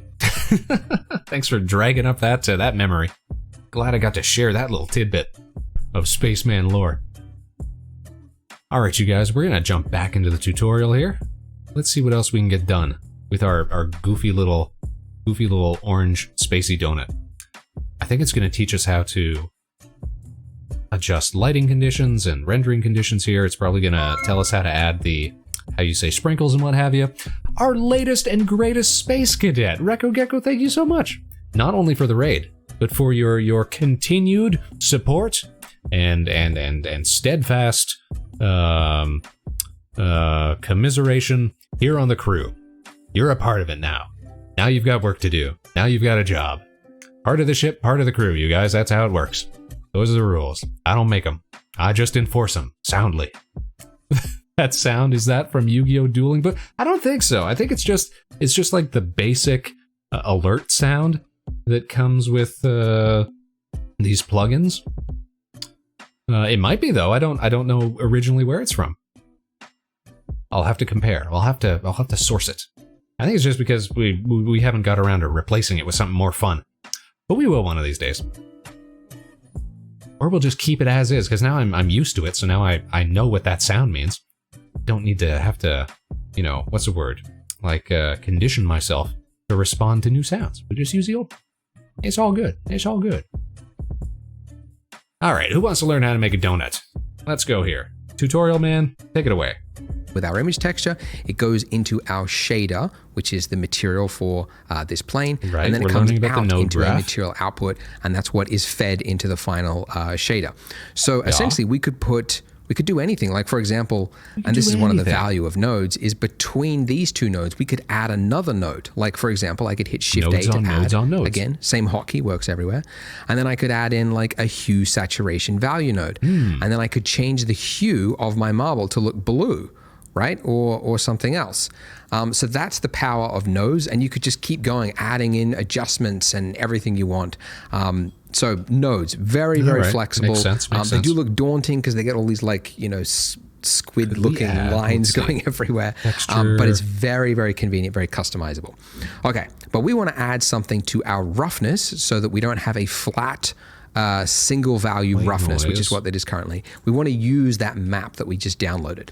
So One, you could hit Shift A and then add an image text this way, but actually we could also just drag out from that input there and then just do a release, and it'll now say, what do you want to add in this input? And we could type in image texture, color, and then hit enter.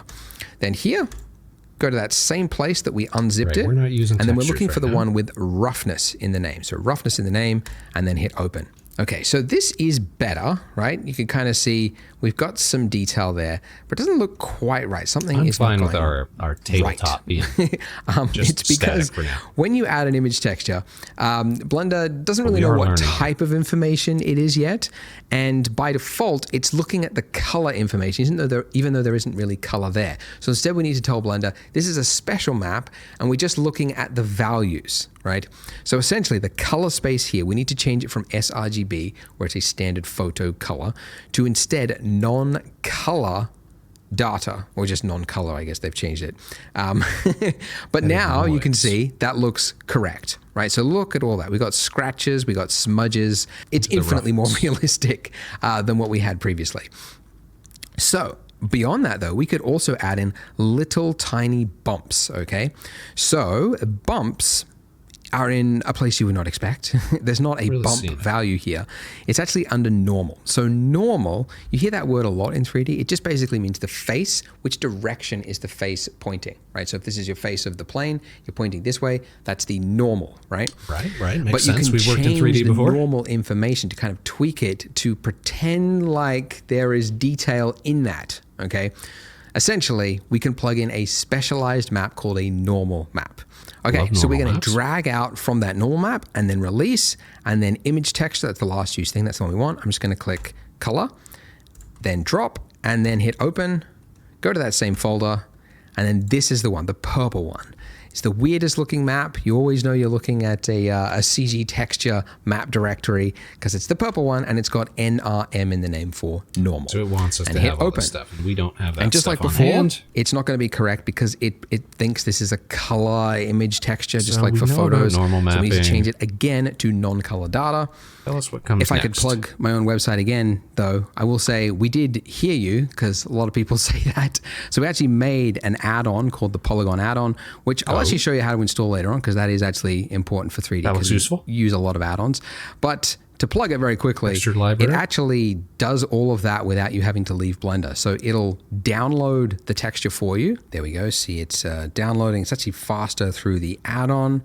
And then once you've got it, you just hit apply, and then it will do all of that node work for you in the background, and it'll just apply it to the mesh for you. So you don't have to do all that all the time. And in fact, most people, I think, if you're working on big scenes, you're using libraries, you're using add-ons like this, so you don't have to do it all manually all the time. But it is important to know the process, so that's why I wanted to show it. But anyways, this was our material, and we are happy with it. Well done. Let's go back to the Layout tab, and now we're going to do one more thing. So you see our donut base here. Let's just isolate this donut for one moment here by hitting /, which I mentioned previously. Okay, when you're in /, this is isolate mode, which means it's literally turning off everything, including the lamp, which is why it's dark. But if you turn on material preview, then you get this. So this is okay. But if you look at real references of donuts, you'll see that it's typically whiter around the middle. And the reason for that is, as I mentioned before, the way it cooks, right? It's only like half submerged and then it's flipped. And it means that the bits that are closest to the surface are cooked less. So there's usually like a whiter part around the rim. And I mean, really, this is just an excuse to show you another part of Blender, which is texture paint. So at the top there, click the texture paint tab. Ooh, I'm very into that. And again, let's go into isolate mode with our donut there. Why are we not seeing? Okay, there we go. So what texture paint does is it lets you paint directly onto your mesh. But if we try doing it, you can see nothing's happening. And it does give you a warning at the bottom, missing textures detected. So to paint, you're painting into an image, and the image doesn't exist yet. So we have to give it one. So go to the Material tab, and then here where we got base color, we set it up as yellow, but we're actually just going to override it now. So click that little yellow dot again, and then say Image Texture. So now it's black, doesn't have an image. So, and instead of clicking open, we're going to click new. So we're going to be creating a brand new image. And let's call this donut base We could make this higher res if we want, Sure, but donut don't. base. This is more than enough for a donut base. That's fine. And this will just save us time. The color, this will just fill the... it'll fill nice, being able to the paint image right for us on with the a stuff. flat color. So That's we're just going to gonna go be for a game something pretty changer for similar me. to what we had before, a nice yellowy color. Especially with the new tablet. Like that. And by the way, make sure you're all the way bright, otherwise your donut is going to be a little bit dark. So yeah, there we go. All right, and then hit OK. And once we've done that, you should, it should be over there on the left-hand side, but if it doesn't pop up, you can just select it from the drop-down donut base, and there we go. So now we're in this state. Look what I can do. Ooh, fancy. So, I don't know why I said it like that. Hey, something's gone wrong along the But we way. can paint directly Mine's not onto updated. our mesh. So, to understand this, because it's kind of weird, you can also paint directly over here. And you might be thinking like, well, how does it know, like, how do I know which part over here is actually going to be painted over onto the donut there? You might not care, but it's actually good to understand how it works. That's why. So basically, this mesh here, Okay. it has to be unwrapped over onto this left-hand side here, because that's the only way to have a 2D texture, 2D flat image be applied to a mesh is to unwrap it in some way. There's projection. I'm not getting into that. To unwrap it. And unwrapping is essentially like, there is a meme actually that explains it. But if you have like a chocolate, right, that is wrapped in some tinfoil, if you flatten it out, that is essentially UV unwrapping. There are little places in that wrapping where there had to be a cut, right? And then that cut was wrapped around the object. That's what UV unwrapping is. So the reason this works for us is because the cuts are actually already in place for default objects. So this torus is already perfectly UV unwrapped, so we don't have to do anything. I did want to mention it though, because it's important to understand UV unwrapping. Anyways, so we could actually paint directly on here, as I mentioned. There we go, okay. White is a little bit too extreme though. So I'm going to click that and choose a color. First of all, I'm going to select the eyedropper And then it updates, and then not okay. click over here because that's got shading information. That I'm going was to a click hassle. on the left-hand side so we get the exact color. And then I'm going to make it closer to white. So not fully white because that'll be too far, but closer to white. And I'm also going to change the strength of my brush. I'll make about halfway. As one does. And then now I can do paints across it. And this will enable you to get a much more natural feel because you'll have, just like, in fact, I might even go a little bit softer. And that way you can kind of just paint across it. And this is very forgiving Base color. because we've got icing that's going to go over the top of it. But that's good. We don't want it to be too extreme. Let's just make it, I might go the other way. Make this a little bit more saturated. Anyways, that's basically all we need to do. We just want to just dab our toes into the field of texture painting. I would say texture painting, by the way, it's one of the weaker areas of Blender. It's actually due for an update at some point in the future. But it doesn't do like, you can't paint into like the height information or the roughness information at the same time like you can with Substance Painter. But it's got basic functionality. Now, importantly, this is an image, but it's not saved into your blend file. It still needs to be manually saved. So see at the top left-hand corner there, it's got image with a star. If you see that star, it means you've got changes that haven't been saved. So we need to go image and then save and specify where are we going to put our image. Because if we don't do this, we're going to lose it. So it has to be saved somewhere. So I'm just going to save it, anywhere. It has to be saved somewhere because it will not be saved as part of the blend file. Very important to know that. Otherwise, you can lose texture paint work. Detail, but it's still a good learning There we go. step. So now to bring back everything, remember if it looks like, where's the rest of my scene gone? See the top left-hand corner? Local means it's isolated mode. So that means you just have to hit / again, and it brings back everything. And there we are. So that's the extent of this part of the tutorial. As I mentioned, some of you might be wondering, when are we going to make that lovely subsurface scattering? We're going to do that in the future after we do the sprinkles because it's too hard to see at this point. So there we go, guys. Join me in the next part. Tutorial is the you there. geometry nodes, and I think that's important. I think we'll do that one, and then we'll probably call it quits for today, or tonight. We're learning a lot here, though. This is good stuff.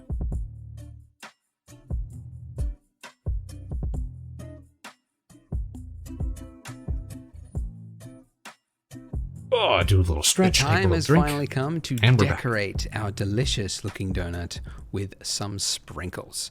So the feature Thank we need goodness. for that is called geometry nodes, and you can access it by going to the top of your screen. If you don't see it, just middle mouse drag Geometry nodes, across, right there. and you'll see the Okay. tab geometry nodes. Oh, so Ooh, it's adjusted awesome. to screen layout. Don't get disorientated. Your donut is still there. This screen on the left here, it's called the spreadsheet. Never needed it. Touch on wood, never will. So we can just close that, right click, join areas, and then just collapse it into it. Areas. Okay. So with your Okay. icing selected, click the new button. So welcome to the world of geometry nodes. So geometry nodes is actually a modifier. So when we hit new there, we've added in a modifier called geometry nodes. Modifier over here. And what All the right, modifier so we is doing probably could have is done that from the layout whatever we menu wanted then. to. Okay. So what this section down here is, this is a node-based system, and it looks familiar, right? You got boxes with little lines, and it's the exact Straightforward. same type of system that was used in our materials, right? But it's a completely different system. Okay, so the same nodes will not be referenced between the completely different systems. So the way this works is our mesh that we've got here of our icing is what is being represented on the left-hand side with your input. It's then taking that mesh and it's feeding it all the way to the right, and it's going to spit out whatever is in your group output. So currently, nothing has changed because there's nothing between those points. But if I was, for example, don't follow me, but just as an example, if I was to add a set position node, drop this in here, and then change the position of the icing along the Z axes, you can see applies it's to the raised it. output. Okay. Okay. Now the mesh, if I go into edit mode, is still there. The mesh has not changed. So we're not actually moving the object. This is just happening after the fact via a modifier. Okay. Now, obviously, But if this we would be apply a the rather modifier, pointless use for geometry nodes then it to would. move it, because you could just move it. But as an example, let's say, I don't know, you had a scene where lots of objects, some of them are raised, some of them are not, and you wanted to quickly change them. What you could do with geometry nodes, in this case, you could actually expose this offset value by dragging it to the left over here. And when you do that, you can see it's now appeared over here in our modifier stack. What that means is whenever I'm in another part of Blender, let's say I'm like building stuff, and then I'm like, oh yeah, I need to quickly, change the height of that icing, I've got it there whenever I need to. So essentially, this system enables you to build up your own tool that does something that you want it to do in a really flexible way. So it's really powerful. That could be useful. And before geometry nodes, I mean, Blender was kind of limited in what you can do, but I'll throw some examples here. But in the last 2 years since it's been in Blender, people have done some wild stuff with it. And we love wild most stuff. of this stuff really was just not possible in Blender before without doing custom scripting. So it's really opened up the doors. So it is a very different system. Like, it's a different way of working than just hands-on in 3D, but it's a really flexible, really valuable system. So any time spent learning geometry nodes, I think, is time well spent. So we want to do sprinkles, and to do that, we need to first of all scatter some points onto our mesh. So to do that, hit Shift A for add, right? and then we're looking for point, distribute points on faces. Okay. And then it's just it's just going to put you in a placement state. And if you just mouse over that line there till it lights up, if you click, it's going to automatically connect it for you. And now you can see we've got points on our We sure do. Look at that. and a density value. Great. Some of them are floating over top. The icing has actually disappeared. Ooh. Oh, also Now, that. the reason for that is we've told it, okay, take that icing object and convert it into points, and then just give us the points back. Okay. So do we need so to what we need to do duplicate? is say, yes, we want the points, but we also want the original mesh. So we can do that by adding in a node that you use all the time, which is Shift A, Geometry, Join Geometry. So you'll find this node in probably any geometry nodes tutorial. Very versatile. So drop it in here after the points, and you'll notice this input here is a different shape. So normally inputs are circles or triangles or whatnot. This one is a long and elongated shape to signify that it can accept multiple inputs. So unlike these where you can only accept one, this can accept many. So what we need to do is take the output of our original mesh and then feed it over. So ahead of this guy. And now we have both the original mesh and we have our points, and they're being combined together and then put into our output. Okay? Very cool. Awesome. All right. So If we were to give this a render right now, you would actually see nothing because these Because points, these are just points. don't physically exist. They just exist in the 3D space. Just location If we want them to show up in the references. render, we have to tell it what do you want to render them as. So for that, we need to add an object to be our sprinkle. So You need a primitive sprinkle of some could be sort. whatever you want. We're actually going to make 2 different types of sprinkles in this donut series. So we're going to start though with a very simple one, just a round ball. So Do a little cylinder or something? just like you would add another object normally, Shift A, and then go Mesh, and then go UV Sphere. Now, this sphere is going to be referenced for every single sprinkle. Okay, so we want to go as low res as we can get away with. Let's do a UV So I'm sphere. going to go with 12 segments and then 8 rings. If you're on a really slow computer and you think this is really going to suffer later on, you can go that seems even like a lower. lot. But I don't want to go too low because otherwise we're going to see that jagged edge because it's a rounded 8 and form. 6. So I don't want to go too much lower than that. But I do want to adjust the scale because obviously this needs to be Smooth a it tiny anyways, little right? sprinkle. So let's you go know what? 0.01. Okay, awesome. All right, now with our icing selected again, you'll notice, by the way, that if you click another object, you don't see your nodes because it's only going to show you the active object's geometry nodes. So if you want the nodes to just be there no matter what, if you click the pin button there, that means no matter what is selected, it's only going to be showing you this object's, the one that we pinned, geometry nodes. Okay. All right, so to reference, we need to reference that little sphere that we've just created in our geometry node system. And you can do it very easily just by dragging down from your outliner up here, just dragging it down into your geometry nodes and dropping it. Sphere. That's cool. So now let's just create some room here. Maybe Make a little bit of space. Okay. should be, And what I should be need to good. do is add another node to reference Back this up. object. And Tutorial bring guy. it down Say that right again. from the one that we pinned, geometry nodes. Okay. All right. So to reference, we need to reference that little sphere that we've just created in our geometry node system. And you can do it very easily just by dragging down from your outliner up here, just dragging it down into your geometry nodes and dropping it. Okay. So now let's just create some room here. Select bit of space. and drag. Okay. Okay. And what I need to do is add another node to reference this object. And the node is Shift A, instances on points, the top one. This is Okay. on And then I want to points, drop it okay. in here between distribute points on faces and my join geometry. So drop it in right there very so it lights specific. up. Now the points have disappeared because we're now saying replace those points with whatever is in that instance input. So I'm going to take my geometry from my object info and drag it into the instance. And look at that. We have got our spheres appearing all over it. And if I increase the density, we've got sprinkles. And if I do a render, it will actually that display. didn't work. Doesn't look very good. Ew. Hey, but it does work, which is the main thing right now. Okay, so first things first, you'll notice that as we increase the density, first problem is that they're crowding each other. They are straight up Show overlapping. me that again, tutorial man. We have with whatever is in that instance input. So I'm going to take my geometry from my So the object geometry info into and the drag it into the instance. instance. Okay, missed that And part. look at that. We have got our spheres appearing all over it. And if I increase the density, Yo, we've got sprinkles. And if I do That's a too render, big. it will actually display. Doesn't look very good. Hey, but it does work, which is the main thing right now. Okay, so first things first, you'll notice that as we increase the density, first problem is that they're crowding each other. They are straight up overlapping each other with Right. no respect for its Also, fellow they're way too sprinkle, big. right? Because it's just a random distribution. So we can change that by going here in our distribute points on faces, change it from random there we go. A little more manageable. distribution to Poisson disk distribution. Poisson. What a name. Poisson? So it's changed, but that's just because it's changed your density max. So just increase it again. With this Poisson disk distribution, you get this extra value here, distance min. So now if we can Minimum set distance a low between value, any of them. we can start to delete. It's almost like each one of those points now is going to have a little radius around it. And if it detects a point within that radius, it's going to delete it.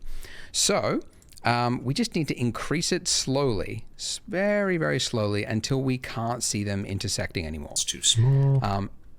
To about there, honestly. If you go too high, like if you really wanted to make sure they weren't touching, you go really high, but it starts to look like too evenly spaced, you know? Like, yeah, it's not actually registering the other objects. It's like, it's just doing this little radius thing, which just happens to be perfect for a ball-shaped object, but it's not like an advanced, like it's going to try to fill in all the gaps for you. So yeah, you just kind of, I usually set it to like a little bit of clipping is okay, but I don't want there to be too much. But let's go, yeah, something, I don't know, something like that. We'll actually adjust this later on. I'm just doing it just for this point. All right, a much bigger problem, if I hit Control Tab to go full screen here, if I look at my mesh, I've got sprinkles everywhere. And in fact, I've actually got sprinkles underneath the icing. And that's not good. That's still because part of it's the actually going geometry. to put that in the render. Even though you won't see it, your computer is going to use resources that's just wasted to render space. Little individual balls underneath the icing, which is not what we want. We gotta obviously. mask it out then? So what's the play here? As we skip an ad. How does that look on render right now? Oh, they're not textured. But it's a good start. It's a good start. Going back here, what we need to do to fix this is we need to do weight painting, okay? Weight painting? It's not texture painting. Oh, okay. It's a special thing called weight painting. So with your we're just icing gonna paint the selected, outside. if you go from your object mode, you'll see one there called weight paint. Now, your mesh will become blue, and weight paint is actually referenced in multiple parts of Blender. Like if you're doing rigging and animation, you would use weight painting a lot during the rigging step to assign values to certain bones. Essentially, what it's doing is it's allowing you to paint a value between 0 and 1 onto any part of the mesh, and then reference that however you want. So we can then reference that weight paint mask in our geometry nodes and use this almost as, well, exactly as a mask for our sprinkles. So if we just do some paint right here on it, you'll see that we have some colors, right? Now these colors aren't going to appear in the render. It's just for you to visualize those values. The blue value means a value of 0, and the red value is a 0 of 1. I believe actually in maybe not the next version of Blender, but maybe the version, I don't know, but they're planning to change the colors of this. So depending on the value, on how late watching this you are, your colors might be different here, but it should be the same. Essentially, you should have a brush of 1, and you should be able to paint from 0, which would give a blue value in this case, to a value of 1. So whatever is 1, whatever is red, is where our sprinkles will go. But you'll notice that this is not having any effect. Okay, so we need to reference it. Now, that weight paint that we just did is actually, if we go to our data tab here, it's actually a vertex group, okay? So that's where that paint went. So you could actually create multiple weight paint types just by like creating them here. But we've just created one and it's added one here for us. So we can give it a name. This guy's got to slow down sometimes. Hold on. Let's call it sprinkle vertex group mask. Okay. In fact, is it a mask? Where it's more is of a right now? Density, sprinkle density, I guess, because it's not a masking out. Anyway, all right, sprinkle density. Okay, and where I want to reference this in my geometry node stack is in the distribute points on faces. There is one value here called density factor, which we got when we used the Poisson disk thing. And this is just a value of 0 to 1. Very convenient. And drag that in. So if I drag out from here and then release, I can add in a new node and it'll just automatically connect it. And the node that you're looking for is called the named attribute. Don't feel bad if you're like, well, how would I know that it's called the named attribute? Because it's called vertex groups over here. You think like, okay, I'm going to type in vertex group, but it's an attribute, but it's one of many attributes, and geometry nodes can do many things. So it's just called the named attribute. So anyways. All right. So underneath name, we're just going to click that box and you'll get a pop-up or pop-down. And you're looking for sprinkle density. And there it is. Now, look at that. So now going back into weight paint mode, we can act like an artist and put the sprinkles wherever we want, sprinkles on our donut, which is really cool. So sprinkles are typically, they're like on a plate, and then the wet donut with icing on it is just like dumped into dabbed onto it. So you get like a heavy amount of sprinkles sprinkled on top, right on the top like that, and then less around the sides. And then I usually do like a few like dabs like this. Dabs. Just for some variance. And then also if you hold down Control, that will do the weight that's being painted is 1, but if I hold down Control, it's going to do a negative value. And I can adjust my strength there as well. and I can just do some negative paints across it. Maybe a couple here as well. And I'm trying to deliberately make it look choppy, because I find that if you make it look too like perfect, uniform, then it just looks very boring and artificial. Because the real world would have more sprinkles collecting in certain areas than others, right? Maybe it's just like wetter on that part, right? So more would stick to it. Or more force was put on that part of the plate as the donut was dabbed into it, right? Dabbed. You just kind of have to think of this stuff, because in the digital world, it's far too easy to make something that looks predictable and boring, and we don't want that. But there we go, something like that. And you could obviously finesse it and make it better than what it is, but that's what we've got. You'll notice each of these spheres have a very jagged looking shape, and that's because the sphere itself down here. Oh, I don't think I mentioned this. If you want to quickly zoom to an object without having to find it and pan around, number pad period key. That's what Rig taught us earlier. But haven't really needed it because we have not worked with that many objects. But that'll focus to that object. If you're on a laptop, by the way, if you hold down the tilde key, that'll bring up this section here, and then you've got view selected right there. So tilde is that key underneath your escape key. But anyways, so this is what our sphere looks like. So right click, shade smooth, and now all those sprinkles have a smooth balls. Shade smooth. Haha, very nice. Fantastic. All right, now let me just show you a quick little issue that you might run into.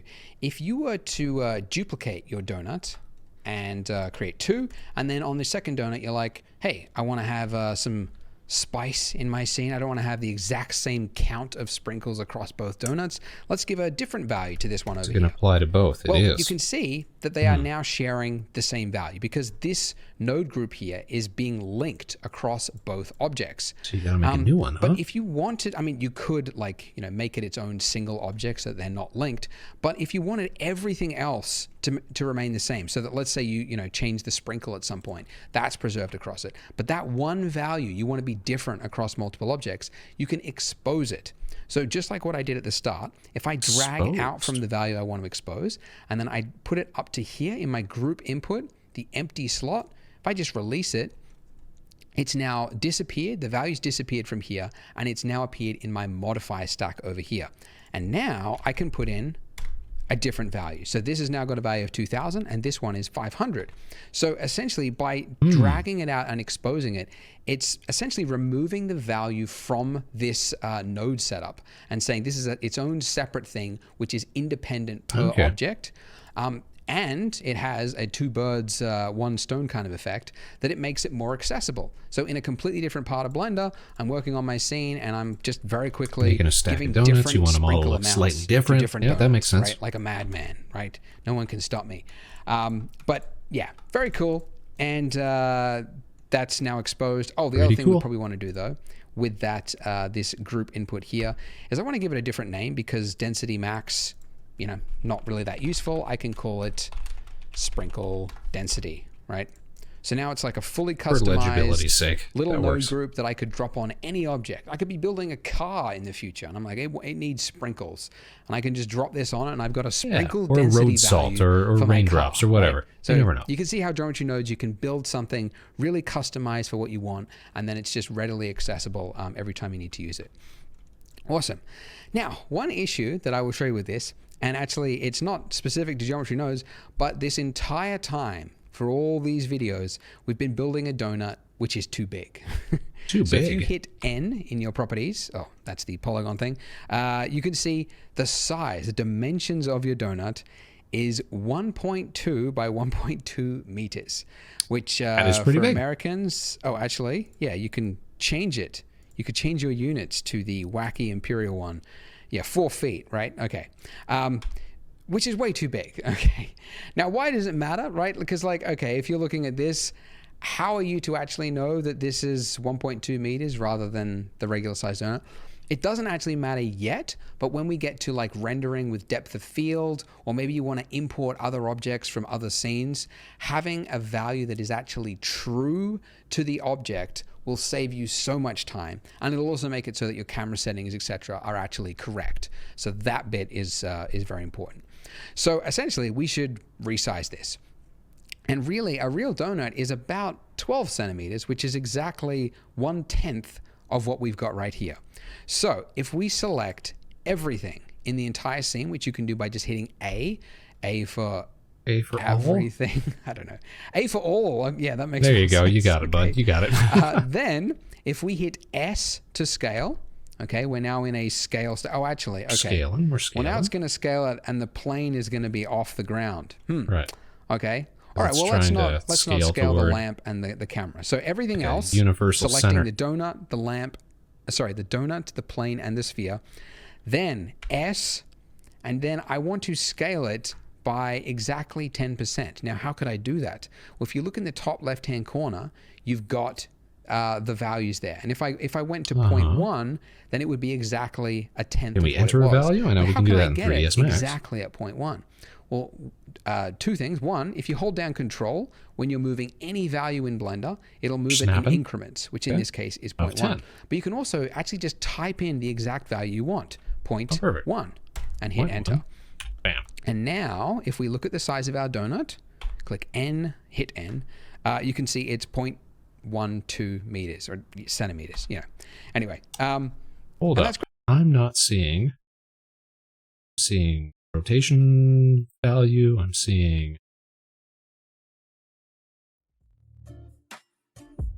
not seeing anything about its scale. Did I miss something? Oh, because I'm not looking at the item. There we go. Scale. Dimensions. Okay. 0.3 meters, whatever. All right, that's good. That's good. Move the camera here.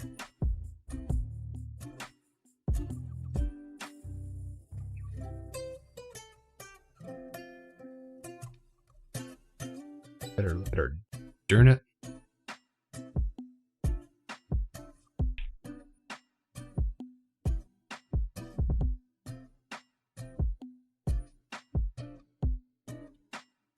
Bam, just like that.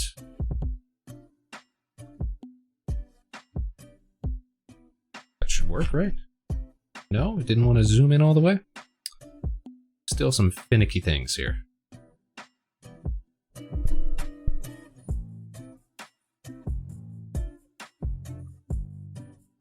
Issues with the zoom level. I'll get those sorted out at some point. All right, go on. Great.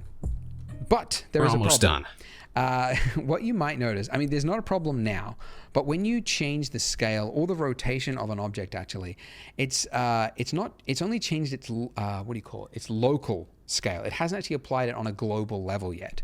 So the sprinkle here and the donut have actually got a like pretend value. The scale is set at 0.2, and it's almost like it's saying to the scene, that's not its real scale. It's just been faked to be that size yet. It needs to be applied if you want to like confirm really that this is the true scale or rotation of the thing. And you do that by selecting the things and then hitting Control A and then applying scale. Okay, so now we've done that, we can see something's changed. So our donut here with the sprinkles has now massively changed its density count. And the reason for this is that, if we go geometry nodes again, let's zoom in here. Let's look at it with this. I'll try that one again, guy. I think I missed it.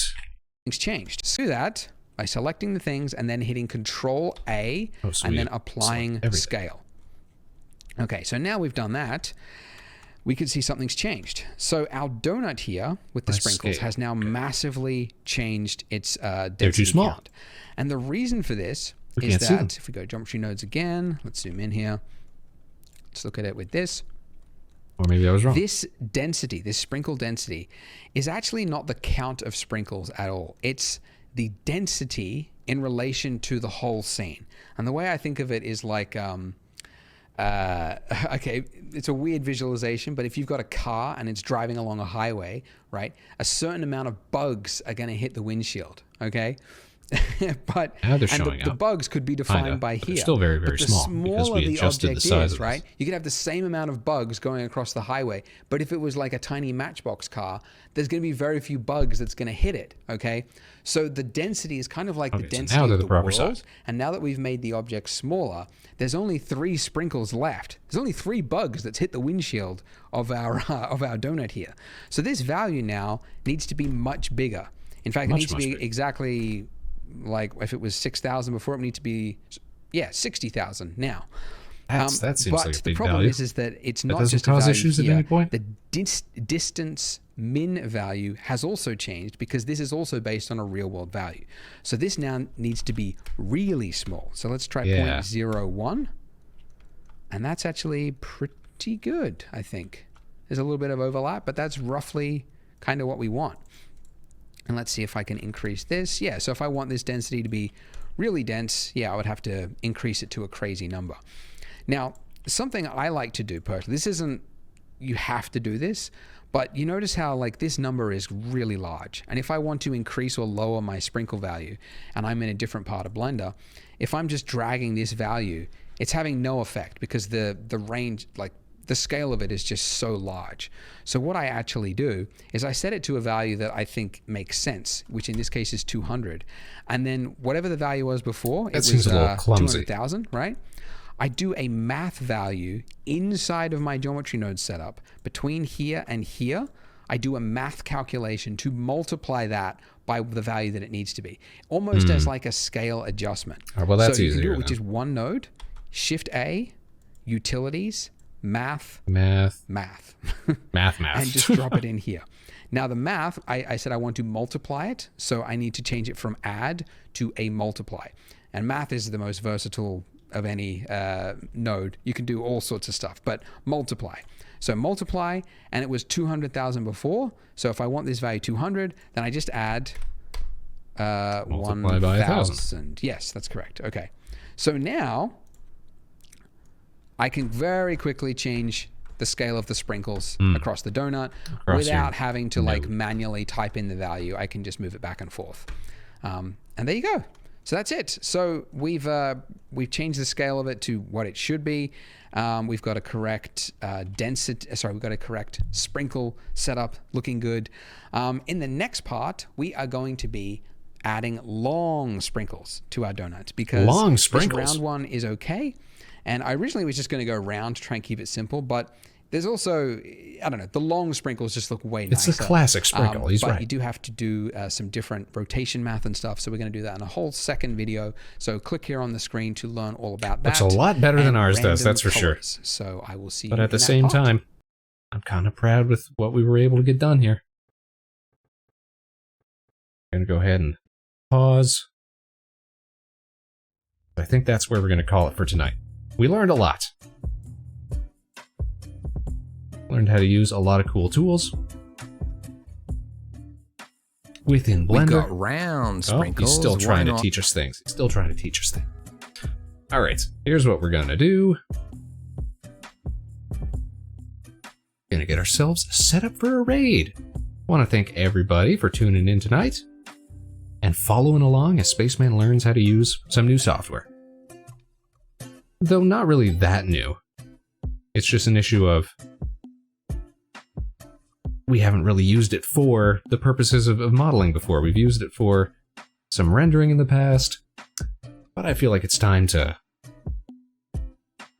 stretch our wings, spread out, work on that 3D model that we've been promising forever and ever. Dip our toes in some new stuff. Oh, let me just go and save that. And let's take a gander over at twitch.tv. See who else is streaming tonight. Why, some lovely friends of the show. Let's see, who do we want to go and say hello to? Let's see, so many options.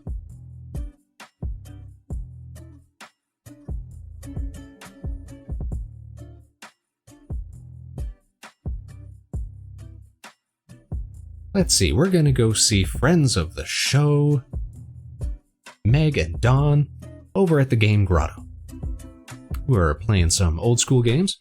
and they'll appreciate what we've been up to because they, of course, are indie game developers themselves. Do I have a lore, Vector Spaceman? So, one of the things that we do around here is that we put together feature-length animated VTuber specials and skits and shorts and what have you. And you can find those over on the... Where is it here? YouTube page. Bada bing, bada bam. We've got an animation playlist where you can check out some of those. They're not always as accessible. Like, it's hard to onboard someone to the Vector Spaceman experience. But the lore that we have here is not so much personal. It's using Live 2D and other VTubers' personalities that we've come to know to sort of tell jokes and what have you. I don't tend to have like a fixed lore or anything like that. Sort of like what's appropriate, what's it's all subject to the service of the joke for the moment, whatever it may need be. We've got a very loose sort of understanding, Harbor Station here, sort of like a spacey gas station, sort of like a way station on the way from Earth into the deeper frontiers of space. So I get to hang out here with some lovely fellow streamers when we have them on for collabs and stuff like that. But for the most part, no, it's sort of just like a thin veneer between Vector Spaceman, the streamer, and Vector Spaceman, the little cartoon spaceman that you see on your screen. I saw you did the one for Christmas. I missed it. Well, yeah, we did one for Christmas. We've done a couple of Halloween specials. We've done some other stuff in the past. It's cool stuff. I encourage everybody to check it out and see, what all our friends have helped us make. Do you have any advice for those that want to make animated skits? Kind of a big question. I would say know the limits of the platform that you want to put it on. Like, I've had to make some pretty drastic cuts to ideas that we've had before because I want to, like, put it on Twitter or something like that, and they've got a video length limit that you can have. But if you want people to see it, then you got to be able to put it on multiple platforms. So sometimes I have edits that are specific for certain platforms. It's a pretty big undertaking. You got to be organized. You got to know how long it's going to take you to get all of your actors involved. If you're going to work with other people, give them a schedule, because people will say, oh, sure, I'd love to be involved with you on this and that or whatever, but they're not as invested in it as you are. So you're going to have to wrangle them, in a sense. Get all your recordings done, your voice work done, all that stuff. Scripts, you better have scripts from the get-go, ready to go, sort of thing. For me, like, to make one of those big specials that we do, usually takes like 2 months of solid work. From writing, to recording, to editing, to... What I really miss out on, for the most part, is we don't get a lot of time to advertise it. So that's part of the reason that not many people know about the animated specials, is because we don't have the time to sort of promote them. I spend all the time doing the editing and the lead up to it, and the work and the organizing and what have you, because we tend to do most of the heavy lifting ourselves. Something that I'm trying to get away from as well. Get some folks to help us out. But no, if you've got some jokes or maybe some dramatic ideas that you're interested in, that you believe in, that you're confident in, then go for it, because why wouldn't you? You got to have confidence in your ideas. You got to have confidence in your projects. Beyond that, I don't know. That's kind of just general advice. If you had anything more specific, you can always ask me more questions on the show or outside the show if you can get a hold of me. Kind of is a big question when you think about it. But I'm glad that you're interested, because I'd love to see more people doing the kind of stuff that we have been doing. All right, you guys, here's what we're going to do. I'm going to set up this here raid. Make sure that I am preloaded into it so that I can say hello to Meg and Dawn as well. And remember, you guys, say nice things when we get over there, because they're lovely, lovely friends of the show. Here we go. Game Grotto. Bam. Okay. And that, you guys, is it for another show. So, of course, I want to thank each and every one of you for tuning in tonight, wherever and whenever you are. Hey, where'd my music go? Hold on.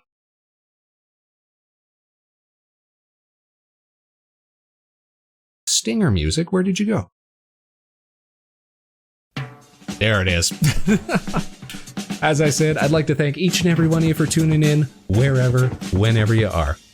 We'll be back again next week, same time, same place, Tuesdays at 8, right here at Harbor Station, the Vector Spaceman Show. Keep it real, you guys. We'll catch you on the other side.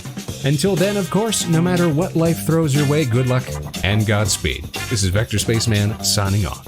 Now stick around for that raid, because we're about to send you off for some more great stuff, some more great content for your evening. Take care, everybody. We'll see you all again real soon. And say hi to Megan Dawn for us. Say nice things. All right, bye-bye, you guys. Take care. So long. We'll see you again soon. Bye-bye.